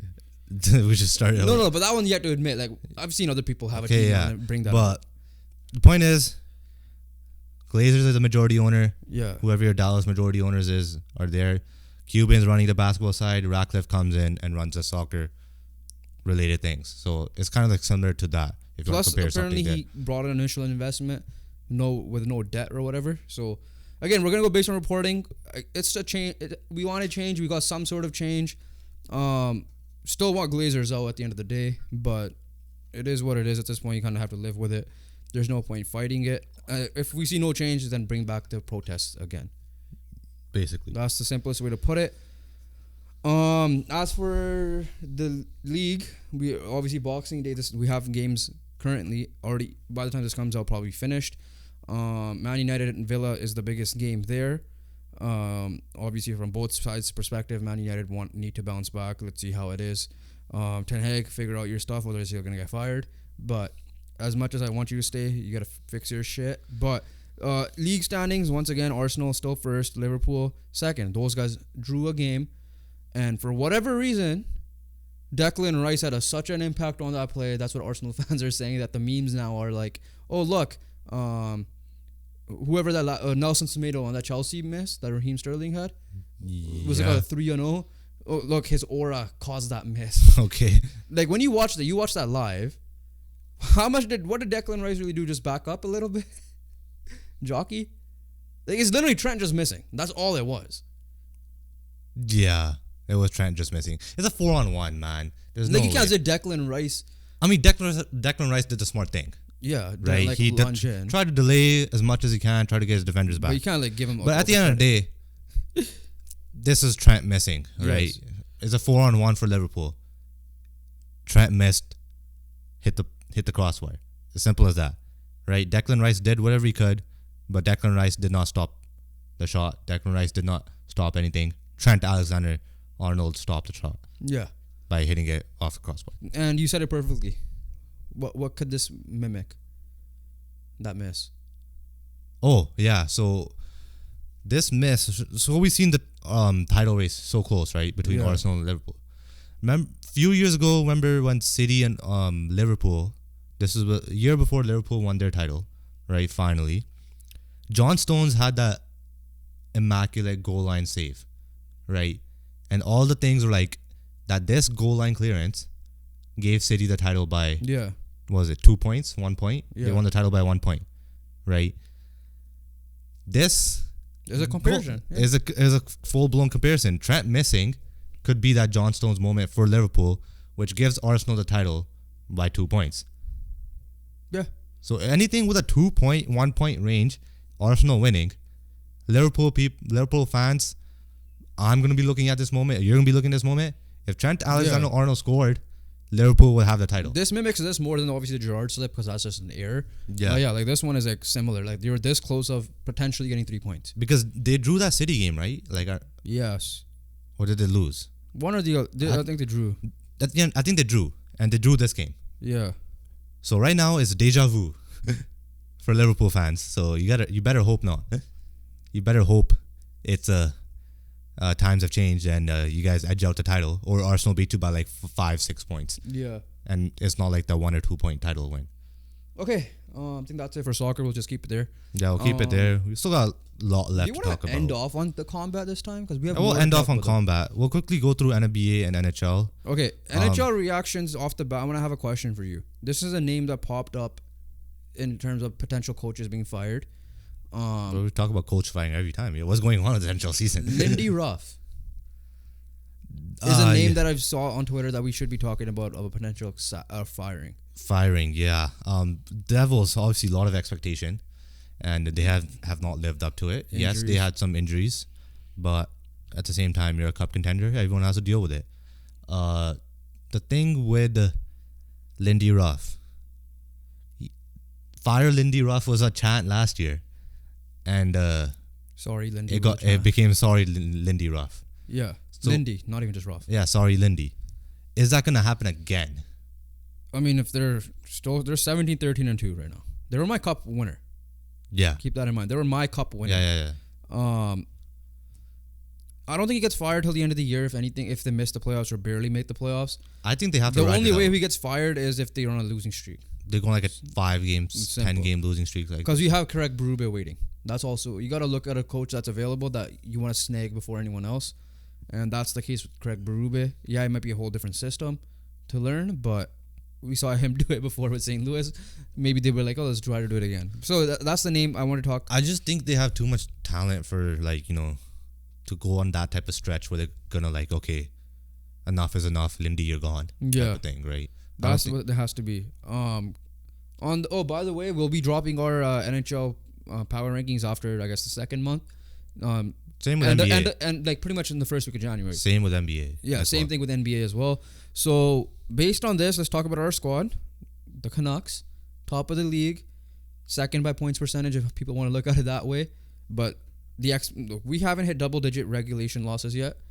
Like obviously total losses are 12, but like regulation there's 9. There's 9, yeah. And we also have like 22 out of the 23 wins were regulation. Yeah. Because the only win was like that Quentin Hughes against Bo Horvat game. Yeah, against the Islanders. Yeah. That'll come back there. Yeah, Vancouver Canucks, they have figured it out recently. I think they won like 6 of their last 7. Something like that. They have a point streak of like 9, I think. Yeah. 7, 8, 9. 9, yeah. Yeah, 9. So 9 games. Since the Minnesota 2-0 win onwards. Yeah, they picked it up. They obviously went on a little cold stretch from like mid-November to like mid-December where they were just win, loss, 500 record type there. Came back, obviously had the big loss against New Jersey Devils. If people remember, it was a 6-5 loss where Canucks were down 4-2 or 5-2, made it to a 5-5 game and lost 6-5. Yeah. Ever since that, the Canucks have been killer. Beat teams like Tampa, Florida. Probably have the best third line in hockey right now. Yeah, Dakota Joshua and Connor Garland and Teddy Bluger.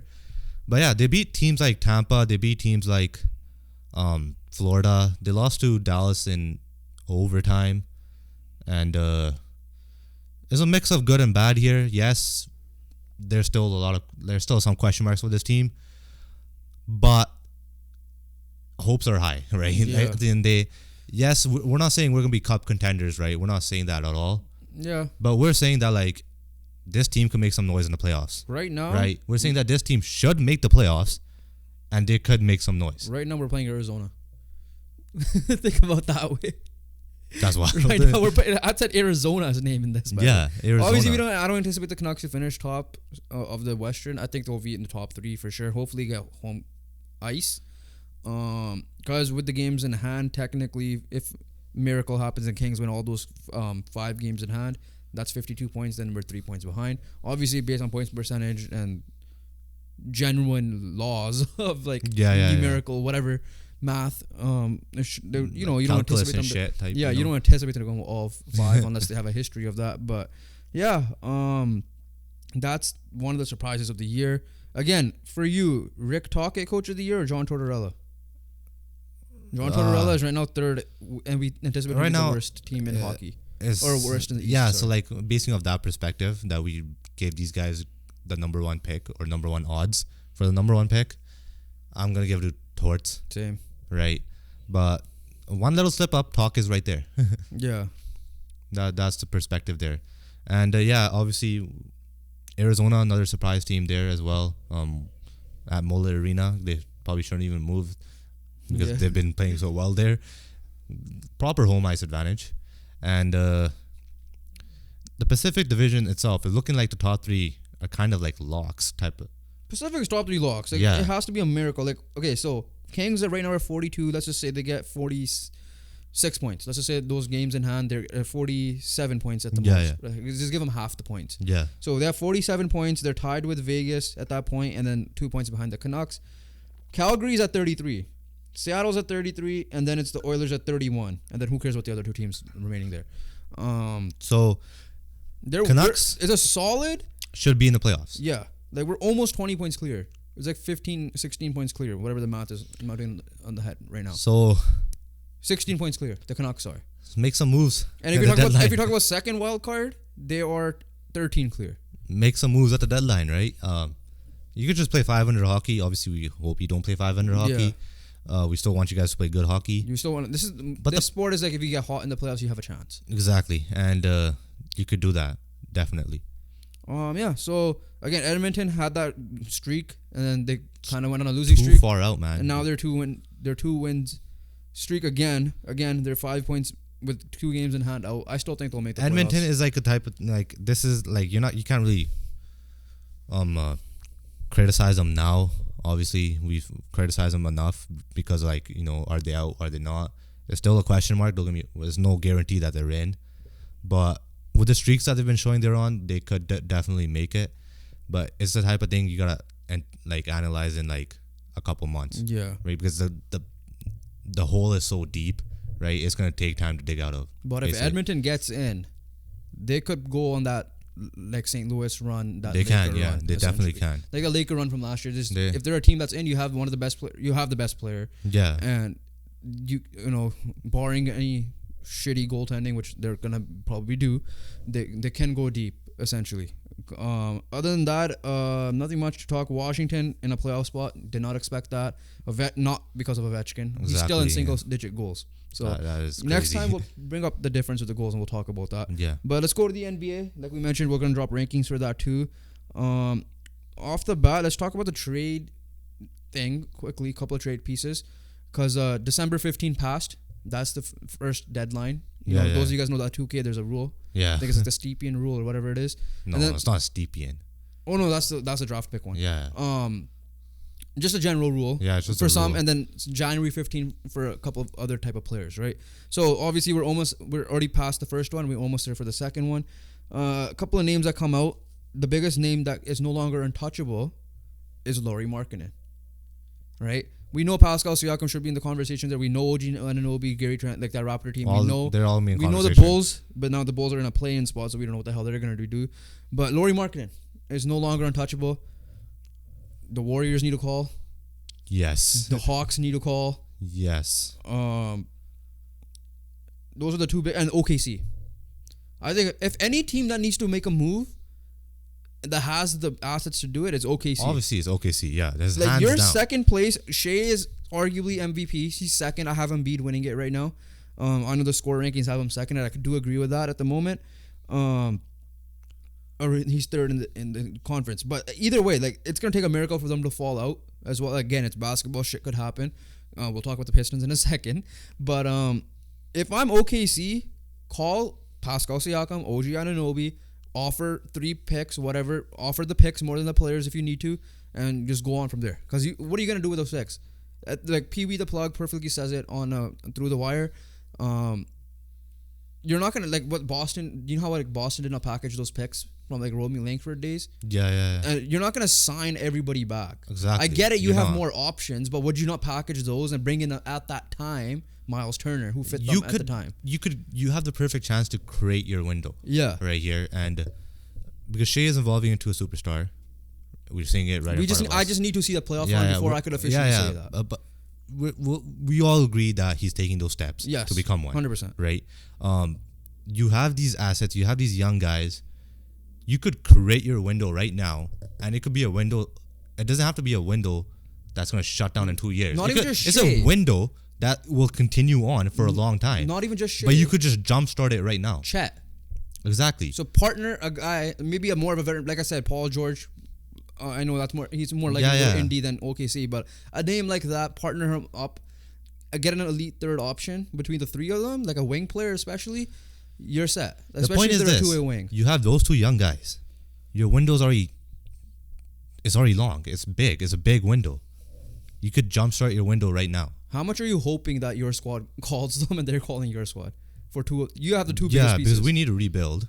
Yeah, for sure. So I'm down to trade with You also OKC. have to convince Scotty, be like, yo, this is your team now. Yeah, let's do this. Right? And then another team I want to throw in here as well, just because. Why not? Is the Sixers. Oh, for Markkanen? Yeah. Oh yeah. And probably the Heat as well. Yeah. Just to be able to compete with the top two in that conference. So I like the Hawks. Sorry, not the Hawks. Obviously, if they want to do something with them, but OKC, especially because they're good, it fits their timeline the most. If you want to grow a team together, Obviously, Markkanen will now be a third option on that team, so we'll see how he will adjust. Because Kristaps Porzingis was the first option last year when Beal was hurt, and now he's the third option. He's still doing fine in Boston, but that team's a juggernaut, anyways.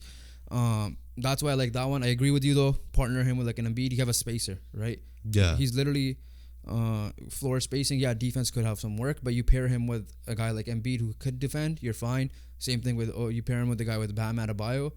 You're telling me Bam ain't gonna excel in that as well? Oh, he'll excel. And he has length anyways. So Markkanen is a great piece to have. Yeah. He'll, in my opinion, he'll fit in a lot of places, plug some holes that some of these teams might have. Yeah. And will do well. Okay, let's talk about Detroit, who are still at 2 wins.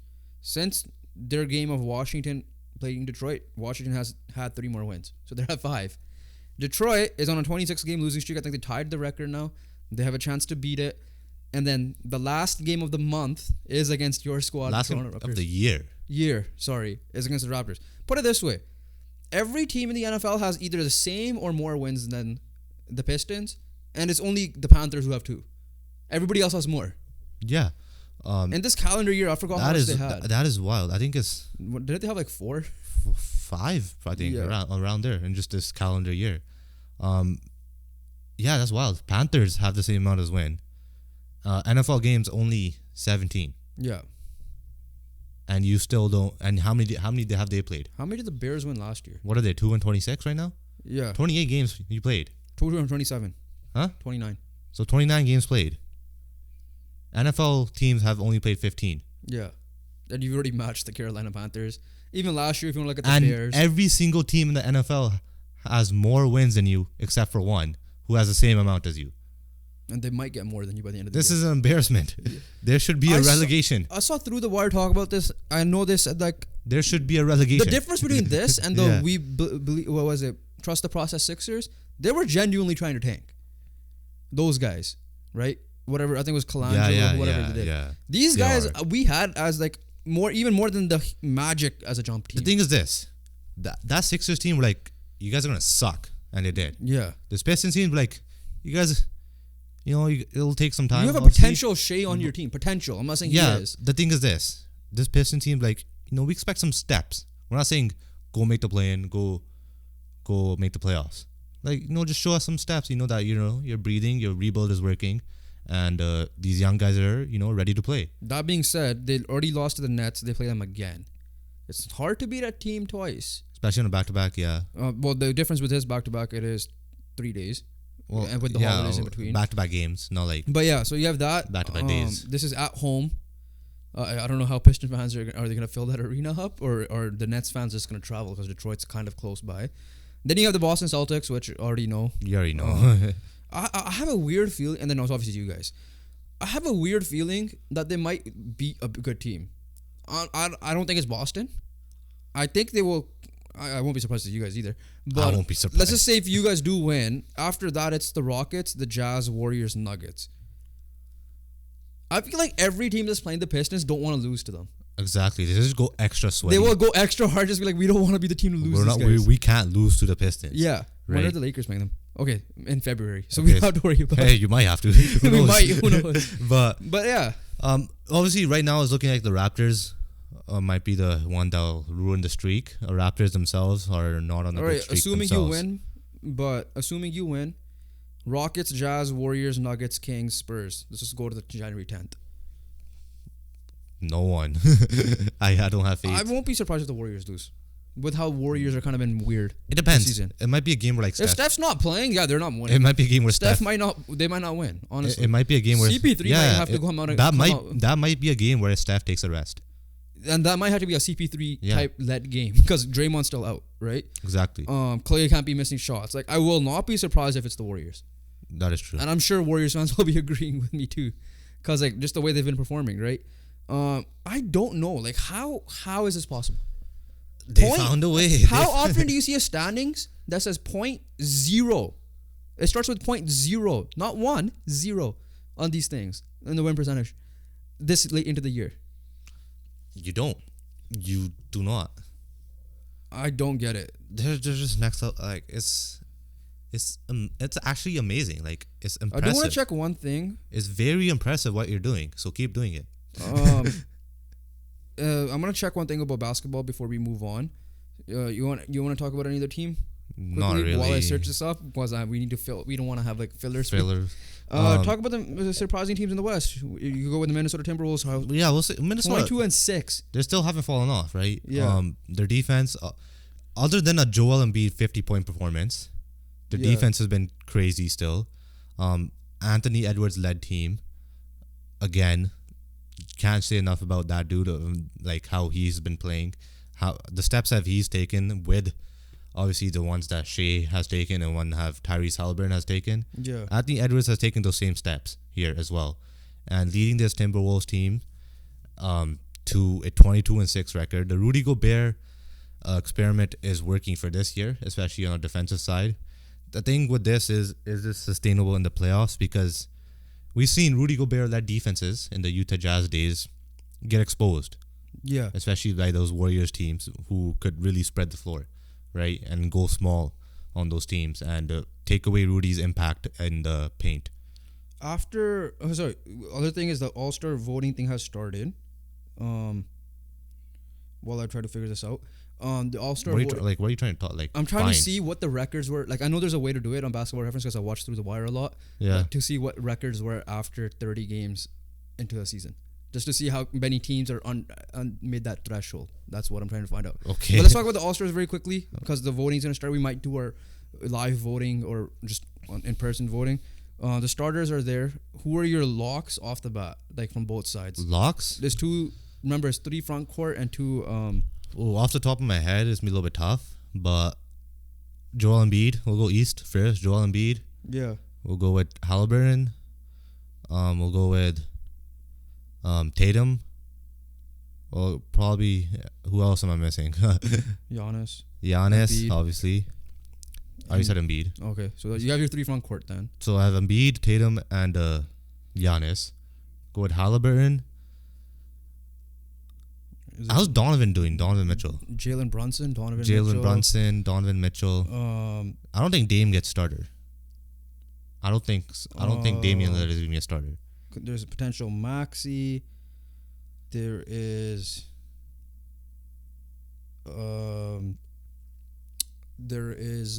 Obviously, I'm gonna go recency bias. What I seen just Jalen Brunson just do on Christmas, I'm gonna give it to him. just because of that incredible performance he did on the Bucks and beating the Bucks. Okay, I'm not gonna waste time. I'll look into it. We'll bring it up next episode. But yeah, so those are my Eastern Conference teams. Yeah, for me, let me pull up the standings quickly. I agree. I think it's easy for the. Just do it off your top. No research. Do it right now. I have it here though. No, Tatum, turn your phone off right now. Tatum, Embiid, Giannis, and Halliburton, and I might go if it's a guard. Yeah, I might go Brunson over. Between Brunson and D-Mitch, they have a similar record. Yeah, recency bias. I'll go Brunson. I'll agree with you there. We won't do the reserves yet because there's a lot of. Don't do reserves. Other side West. We'll go Curry. Okay, so here's the thing with Curry. And Shea. No, but here's the thing. No, I have a question. Okay, Shea's a lock. Shea's a lock. Curry is gonna be a lock. We know that through the fan voting. Because through the wire said they picked Fox over Curry because they went strict performance wise. If they're going strict performance wise, I could throw Luka in there as well. Yeah, so that's the other thing. I think it might be. If it's strict performance, I think it's Luka Shea. I think it's Luka Shea. I think that way. Like nothing against Curry. I think he's the reason why they're even relevant. Alive. Yeah. Yeah. I think it's gonna be Curry. We all know that. Let's just be real. We're not gonna say Curry doesn't deserve an All-Star spot or anything. But if you're going by like performance and standing wise, it's gonna be Luka and Shea. And that I agree with through the wire there as well. Front court, we know it's Jokic. We know it's probably LeBron. If you're going performance wise, I think it has to be one of the Timberwolves guys. So is it Cat or Gobert? I don't think wasn't Cat bad. Or are you gonna give Kawhi, who apparently is on a tear now? Kawhi could be in conversation. What about AD? No. I don't think he'll get starter. No starter. Because Jokic is ahead of him again. Like they're gonna give it to LeBron ahead of him. I think LeBron's in there. Jokic is in there. Like there's no question marks about that. Let's see what Carl Towns' number is quickly. I don't think Carl Towns has had a great year. To the fact that, like, at the beginning of the year, people were saying that, like, No, he has the highest PER. He's averaging 22, 3, and he was bad. 9.5. No, he's in. He's in. It's him. It's him. He turned it around. He has a 50, 40, 90. Okay, that's 89.6, but on free throws. Okay, good. So he turned it around. He's turned it around. I remember seeing that too. But other name would be Kawhi. Because last time I heard of Karl Anthony Towns was that he might be really bad. The West is going to be hard to freaking It's going to be hard to get pick, done. yeah. Because someone's going to fall out. But we all know who the locks are. Shea's a lock, Jokic is a lock, LeBron's a lock. And Steph's going to be a lock. Right. Let's be We'll just honest. say performance, voting-wise, those three should be in. Yeah. Right? And then you could throw in whoever else you want after. NHL, we got to confirm. I think it's still one per team minimum. Yeah. So which means the Canucks are not going to get like 5 guys. Exactly. They should. But let's move on to the last topic. We know we've been going on for a long time Yeah, here. no. I wanted to see that. Though. Yeah. That's the thing. But let's end it off here.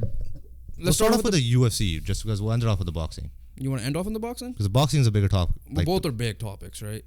UFC. Well, UFC's, boxing happened. UFC has to happen. Yeah, but UFC has announced some updates to the card. Added thing. UFC 300 is in April, right? So obviously a century mark for them. 3-century mark for them. But I was just saying like a century later. Dana White announces multiple fights for UFC 298, 99, and 300. 298 is in February. That has Robert Whittaker versus Paulo Costa in there, and Jeff Neal versus Ian Gary. Ian Gary moves from 299 to 298. Yeah. That card. 298 is which one again? Volk. I think that's the Volk one, yeah. Mexico City in February 24. I think that's UFC 299, I guess. Is Brian Ortega, Yair Rodriguez 2 5-round co-main event. I don't know if that's fight night or not. Yeah. 300 is where it gets interesting. Bo Nickel versus Cody Brotendage. Now, I don't know if this is the main card or undercard as well. Yuri Prochazka is back versus Alexander Rakic. And Aljo moving up in weight to 145, which I believe is now, it's the Volk weight. Yeah. Versus Calvin Qatar or Qatar. I don't know what it is. But those are the thing. Now, here's the thing. Those are the ones announced. My question to you is, I've seen so many rumors and so many names that are thrown out there. All right. First one is Conor McGregor is somehow involved. Obviously. It's going to be either, right now it's Michael Chandler, but they're saying Justin Gaethje, Nate Diaz. Potential. As well. All right. So that's one. We'll go over the prediction in a second. Makachev has to be involved, I think, because he hasn't fought since October. Makachev Oliveira. It should be that, but it could be Gaethje. We don't know, right? Depending on or he could go up in weight for all we know and challenge. Makachev has to be involved. All right, he has to be involved. He could go randomly up in weight and fight. It's going to be tough for John Jones just because of his injury, but Makachev has to be involved. Okay, so Makachev, Leon Edwards could be a fight potential. But like you said, I think it should be Oliveira because that's the bigger fight than Gaethje in my opinion. The other one I'm seeing is Gaethje, also who deserves to be, like, he's a highlight reel, literally in his name. Versus a guy like not just McGregor, but Max Holloway moves up and faces him for the BMF or whatever, right? So there's that potential rumor.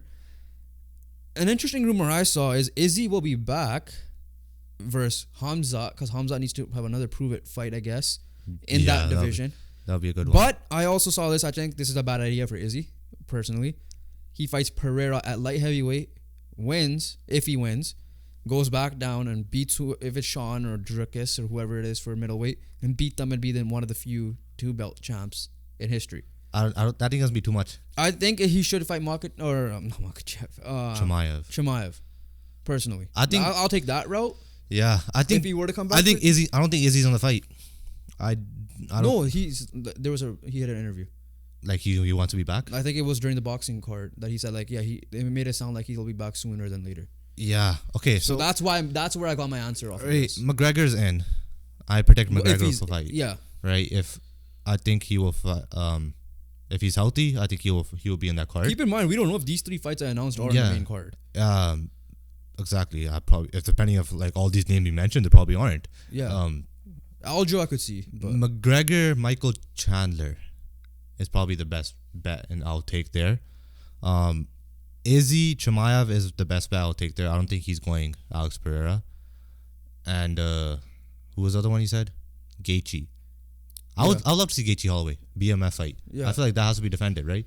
type of thing. Well, yeah, it doesn't get. I mean, it doesn't matter. Like, obviously, the belt doesn't matter, but like at the end of the day, There's like, it's a belt, right? Try to get all the if belts. you want this to be like the biggest card, you have to somehow involve McGregor, Izzy, Makachev, and Gaethje. I think those are 4 musts. And get many belts. If John Jones is not healthy, and get obviously. many belts on the line as possible on that night, like all 5-minute including rounds. BMF. All 5-minute rounders, eh? All 5 exactly. Make this the longest possible. Sorry, 5 rounders. Yeah, like honestly, like if you're saying the worthy of this card, like you could say Volk, but he's fighting in February. Unfortunately, he's not there. Like if you want to make this like Conor McGregor's a main event and then Izzy co-main, those are the 2 that make sense to me. I don't know if like, cause some of these guys will probably want to be like, I want to be main event, right? Yeah. Like not some of these guys won't do what Deontay Wilder did and be the co-main, I guess. In that sense, sure. Like, but like Izzy deserve, like all these guys deserve to be main event worthy. We all know it's gonna be McGregor. That's gonna draw the biggest name. We all know that. Let's not kid ourselves. But yeah, like prediction wise, I think it will be McGregor versus. I don't know if it's Chandler, but I think because it's been going on for so long that it has to be. I think Nate Diaz 3. I think that's too much for some. Both guys are coming back. It's gonna be like a rusty. It's Chandler. It's Chandler. Okay, co-main. I really want to. I think it's gonna be Gaethje and Holloway. I don't think Makachev will take a co-main. Yeah. Like the only way I could see Makachev, I could see, if he gets offered way more money, because we know he's the best in the game. He's the best fighter right now. Yeah, he's the best pound for pound right now.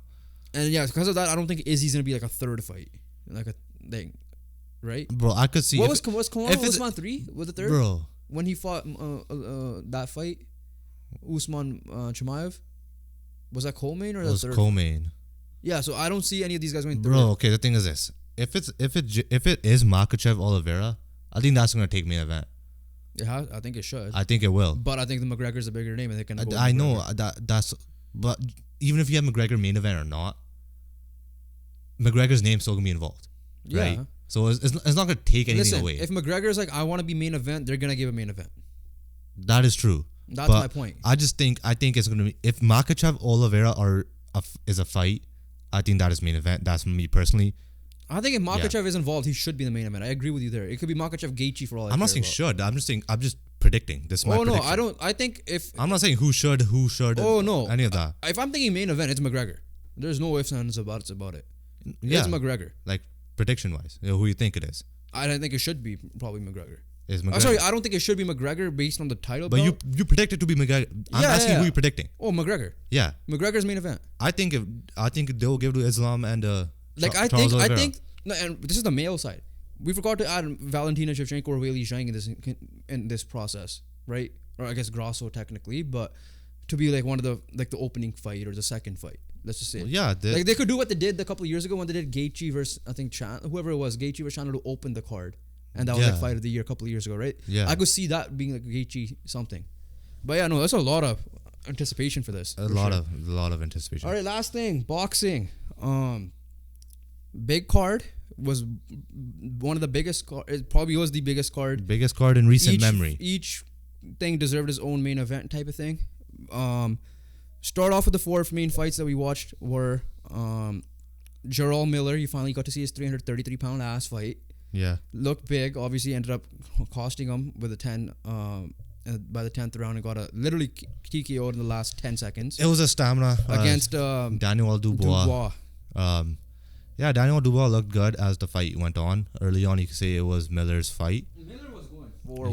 He was going forward. But as the fight went on, saw the stamina. You saw the cardio. Dubois has more stamina and cardio. Yeah, and he's gonna edge out Miller, and Dubois knocked him. Well, technical TKO, ref stoppage in round 10. It was a 10-round fight. Okay, second fight was Bivol coming off an injury, put his belt on the line against Lyndon Arthur. And dude, Bivol looks. This is my first Bivol fight outside of the Canelo one I watched.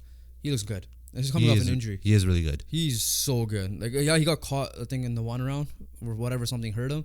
Outside of that, he just looked amazing. I think that was he destroyed him. I think that was round 8, around there. He destroyed him. That's it. Nothing much to say about that. Upset of the night, Deontay Wilder versus Joseph Parker. This would have been my upset fight, based between the Joshua and this one. Wilder loses by decision, gets dominated essentially. How much of it was ring rust? I don't know. How much of it was he injured? I don't know. Did his legs just look like they were gonna break every time he walks? His legs are genuinely spaghetti legs. Yeah. 1, 2. When you have 30 seconds in the last 2 years, Yeah. ring rust is definitely going to be a factor. And 3, he just didn't look good. Deontay Wilder did not look good at all in that fight, right? He wasn't throwing. He wasn't, and when he was throwing, he wasn't. He wasn't connecting. Connecting. Okay. He threw 19 out of 200. Yeah. So I'm just going to restart this point. Deontay Wilder did not look good at all. Yeah. Right.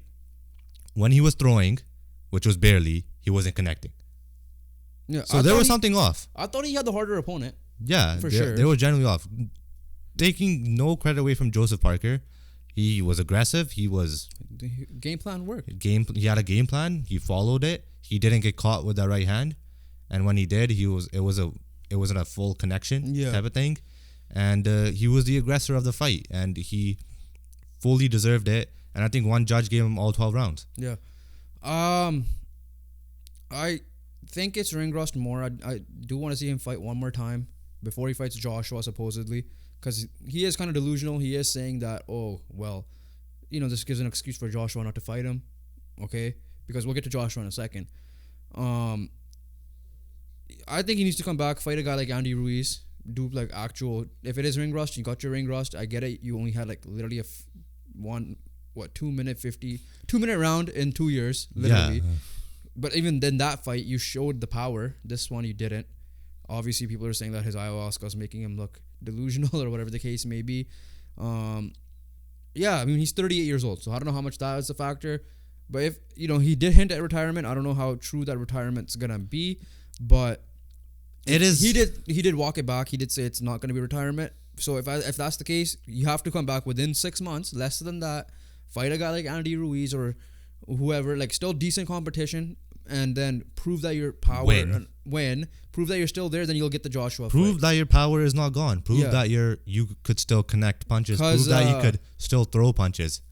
The guy you're supposed to fight looked amazing. He looked like he is back. He is back. Anthony Joshua is back. Last thing with Wilder, if whatever reason we don't see him fight anymore, still, I get outside of his attitude issues, not attitude, but I guess how he is mentally now. He's a boxer. He's a boxer. You kind of expect. One of the most exciting boxers we've ever watched because of the knockout. Yeah. So if that's the case, hats off to you. But hopefully you don't end it like this. It's not retirement. Okay, let's move on to Anthony Joshua though. He looks great. He looked like everybody was saying like this is the true Joshua, because the 2 other fights he fought this year that he won, he did not look great, to the point where people are like, yeah, if he fights Wilder, and he will get knocked out. Yeah. Based on the shot, right? Because we've seen him get TKO'd with Andy Ruiz. The thing with Joshua is he always looks in shape for all his fights and everything, so there's no criticism of that. Yeah. So for me, it was genuinely his mental, like his mentality, right? Like, was it just dwindling? Did he have confidence? Did he not have confidence? What I saw in that ring was a confident, obviously, like I said, mentioned before, physically fit fighter who just wanted to beat the shit out of his opponent. And he did. And this is the same guy that gave. And there's no disrespect, right? But that's what a boxer mentality should be. Like, I respect you, but I'm gonna have to beat the shit out of you because I need to look for what's best for me. And he proved it, right? Yeah. He got a great coach. He got a new coach. Made him look good. He obviously made the coach look good. Same thing with Joseph Parker. The same exact thing happened. There's a guy. Okay, that fight aside, there's another guy that's ahead of him. I forgot his name. That he could be fighting for some type of eliminator fight or whatever the case may be. But a guy that called him out, who also has a belt, Zhilei Zhang, who upset Joe Joyce twice. Yeah. That's a name I could see Wilder potentially fighting as well if he were to come back and win a fight and then go after. Because, but Zhilei Zhang, I think, like, he looked good in his last 2 fights. I've seen him fight multiple times on other people's cards. And I've seen that Joe Joyce fight. He stopped him twice, I believe. Yeah, he did. So there's that. Another name to throw out there, Francis Ngannou. Yeah, I mean, especially with how Ngannou looked against Fury. And Ngannou's definitely going to be in the mix for a good fight, good competition now, because he's proven a lot in that fight. So there's like it's a heavyweight, right? Like it's the best division. It's Ngannou? Heavyweight's the best division. There's Ngannou no or Wilder? argument. Like who would win? Yeah, current Wilder. Current Wilder is Ngannou, 100%. Like KO or just like Could dominate whatever Joseph Parker did. Could be potential KO. Because here's the thing, right? Like Ngannou isn't a pure boxer either, and I know what he did against Fury. I think that's more Fury just taking it like a sparring session. But current Wilder was basically what that Fury was. Yeah, but Right. Wilder I think has a better chance of knocking him out, type of thing. But same vice versa to get caught. So we'll see. Like I think if a fight makes sense, like if Wilder were to come back, maybe fight Ngannou. The one thing Instead of Andy Ruiz, I wouldn't mind him fighting. there's one positive I'll take away from that Wilder fight was that he was able to go to a distance when he was getting beat up. Yeah. Right. So for me, when I'm looking at that, this guy could last. This guy has a strong chin. You could say this guy has Well, I don't think it's a strong chin. I don't think Joseph Parker connected. Yeah, I know, but like Brutally the well. point I'm trying to make here is that he has the cardio to last a 12 round. Yeah. Still has Oh, for sure. Yeah, and he could take shots. The thing is, like, that's a better listen, point. That's a better point. He could take shots. I won't say strong chin, but he could take shots. That fight, people were still scared that for Joseph Parker. Exactly. Just because of the knockout. And it's like Wilder's slogan, man. Yeah. Like everyone needs perfect 36 against me. All I need is a perfect second. Yeah. That's Wilder's slogan, and it's always going to be scary. Fighting Wilder. Do you think it's more ring rust? Do you think it's more age? How would you put the ratio? I'm definitely gonna put it ring rust more. Say 70-30, but he did connect a couple times in the right, and him missing, that's concerning. Yeah. That's where I'm gonna put an age. The age could be like, because like it's so obviously coming, and people know that it's coming. Well, that's not age. That's also the height. That's just predictability. That's what I mean. Like, yeah, that has nothing to do could with also age. because he's slower too. Yeah, that part could be that part again, is we're true. not professional boxers. Yeah. We're trying to learn on the fly as well. But the overall, though, sick card. The concern for me overall was just him just his accuracy. Listen, like the more I've seen Wilder talk, the less I am kind of becoming a fan. just because of the delusion. But yeah, overall, again, Card was sick. Do Do you agree with this? The boxing year was better than the UFC year? No. Yeah, that's what some people are saying. Because was it really like you had Garcia, Tank. I know, but You had Spence. they're big name fights. Yeah. But did they really live up to it? Did Garcia Tank really live up to what Garcia Tank was supposed to be? It was just Tank dominating, right? Yeah. Did Bud Crawford, did Errol Spence live up to what it's supposed to be? It was Bud Crawford dominating. That's what people are saying though. Huh? That's what people are saying though. Like UFC could say somewhat similar things for a bunch of their fights. But like, I guess they're giving I don't boxing the more did we credit have because a- they never see this in boxing. That's probably also maybe why. that's why. That could be a good point. But like, did we see a Pantoja and Moreno? I don't think we've seen that back and forth fight in the boxing scene this year that we've seen in the UFC. I'm trying to think of other ones up top of my Makachev Volk, the first one. That was last year though. That was last year? I thought it was, Was in that like earlier in the year? I thought it was like February or something.